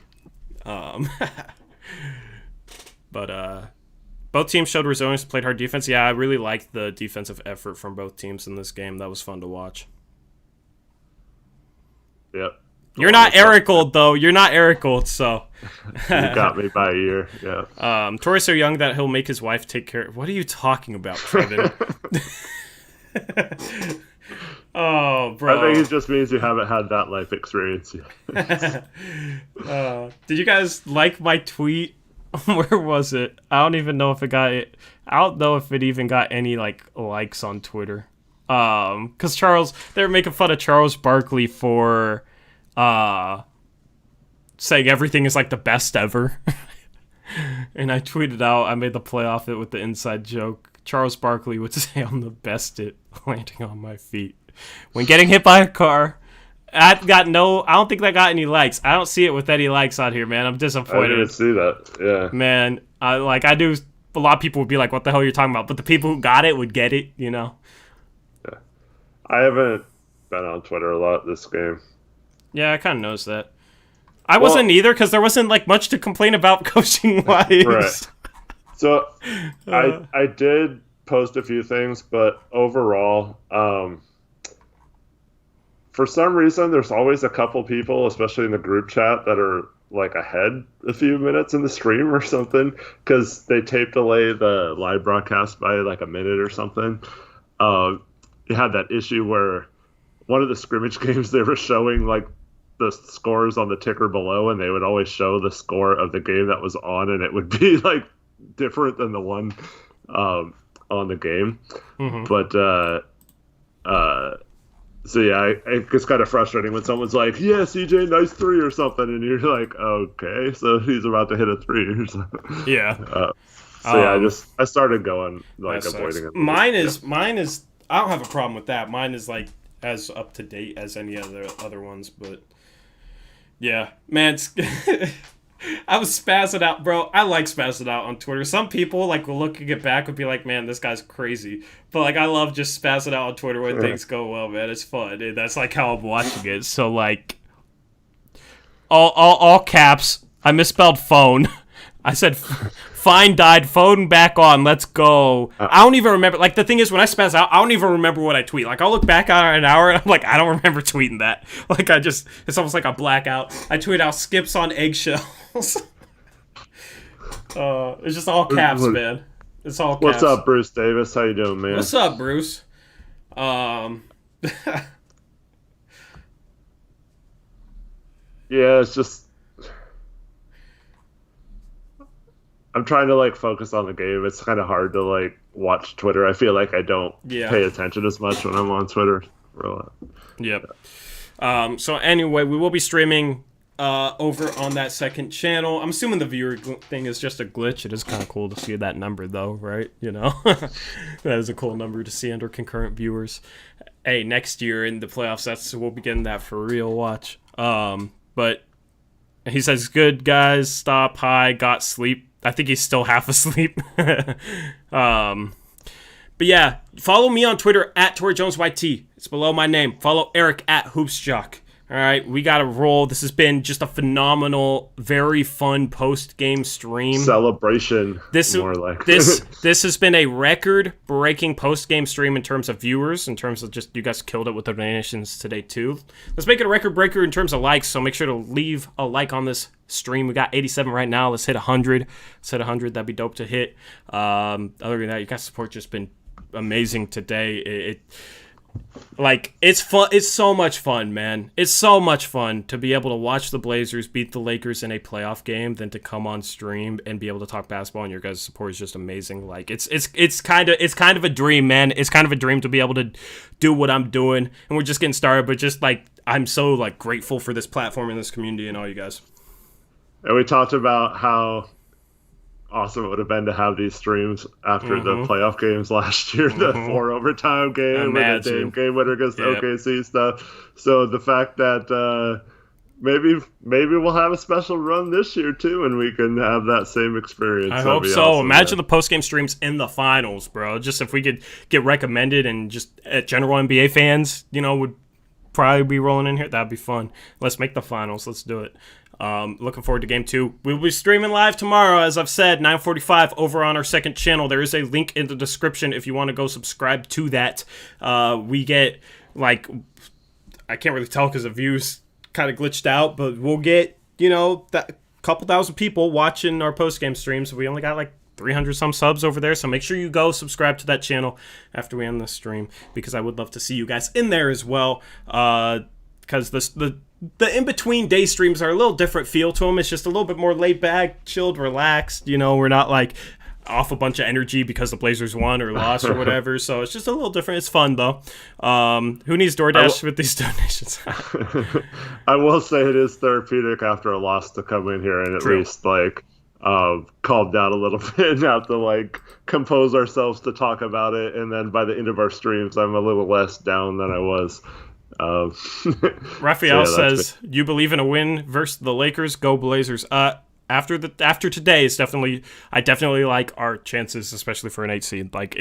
If we can play like how we did today, and maybe improve a couple of things, I think we have a solid chance at upsetting them in this 4-game or in this 7-game series. At least the thing is, even if we lose the series, people can say Dame got swept out. That stupid argument, right? Even though he made the Western Conference Finals, they say, he got swept out of the playoffs 3rd year in a row, just to disregard the fact that he made it to the Western Conference Finals last year, right? So at least we either going to win the series or we're not going to get swept. So that's cool. But let's just win this thing, Let's just win this thing. I'd rather get swept out in the Western Conference Finals again than to lose this in 5. So, I hate that casual fan argument. You get swept out again. Right. Caruso got smoked in quotes. Where's Rondo? But we got 98 likes. Hit 100. 99. So Gideon asked, what upset do you think was bigger, Magic or Blazers? Just from a pure upset, Magic was bigger. But in terms of who can win the series, the Blazer one was bigger, because they actually have a legit chance of winning the series. The Magic just got 1 game. I expect them to maybe get 1 or 0 games the rest of this series with the Bucks. Whereas I legitimately feel like now that the Blazers won game 1, the pressure is going to start to mount on the Lakers. And that was kind of Charles Barkley's point as well, that now they're feeling extreme pressure because they're the number 1 seed. They're not supposed to lose to an 8 seed. And the further this goes, and you don't have the energy of the crowd like a normal game to feed off of in game 2. So they might be in some trouble. I hope they're in trouble. But Yep. Anyway, I gotta go shower because I was sweating during that game and stuff. It's hot in here. We don't got any AC in here, so I gotta go. I gotta go shower, man. Thank you guys for watching. Thank you guys for tuning in. We got you streams the next couple of days. Tomorrow with the stream at 9:45 over on that second channel. Then before the game on Thursday, we will stream during the draft lottery. Okay, and that will be on the second channel as well, and then we'll have the post-game stream after game 2 over here on the main channel. So that's the plan coming up.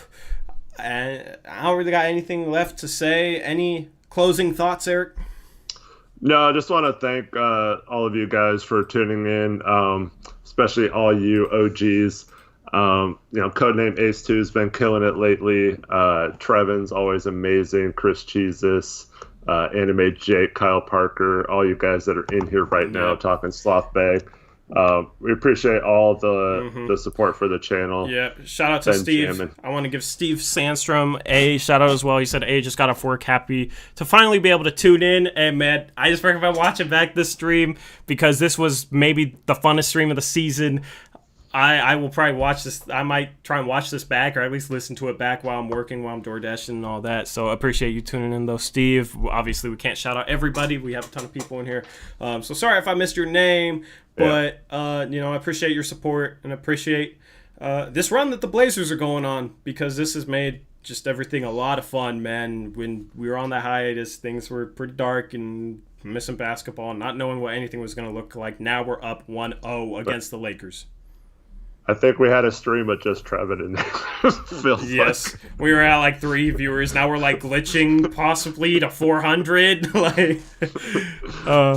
But yeah, man. So anyway, we're glitching up again. Yeah, it went down to like 300 for a second, and then it went back up. That's why I'm so confused, man. I was so confused. So yeah, if the number is real, shout out to all the people that have never watched us before that are watching us right now.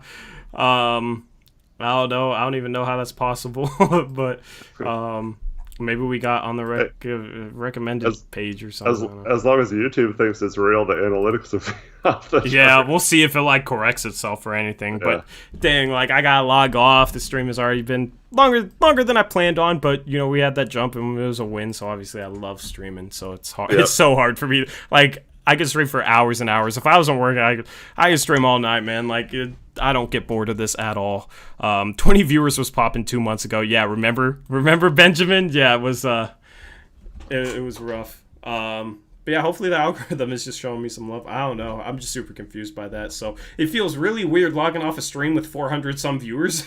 Can you imagine doing that like normally?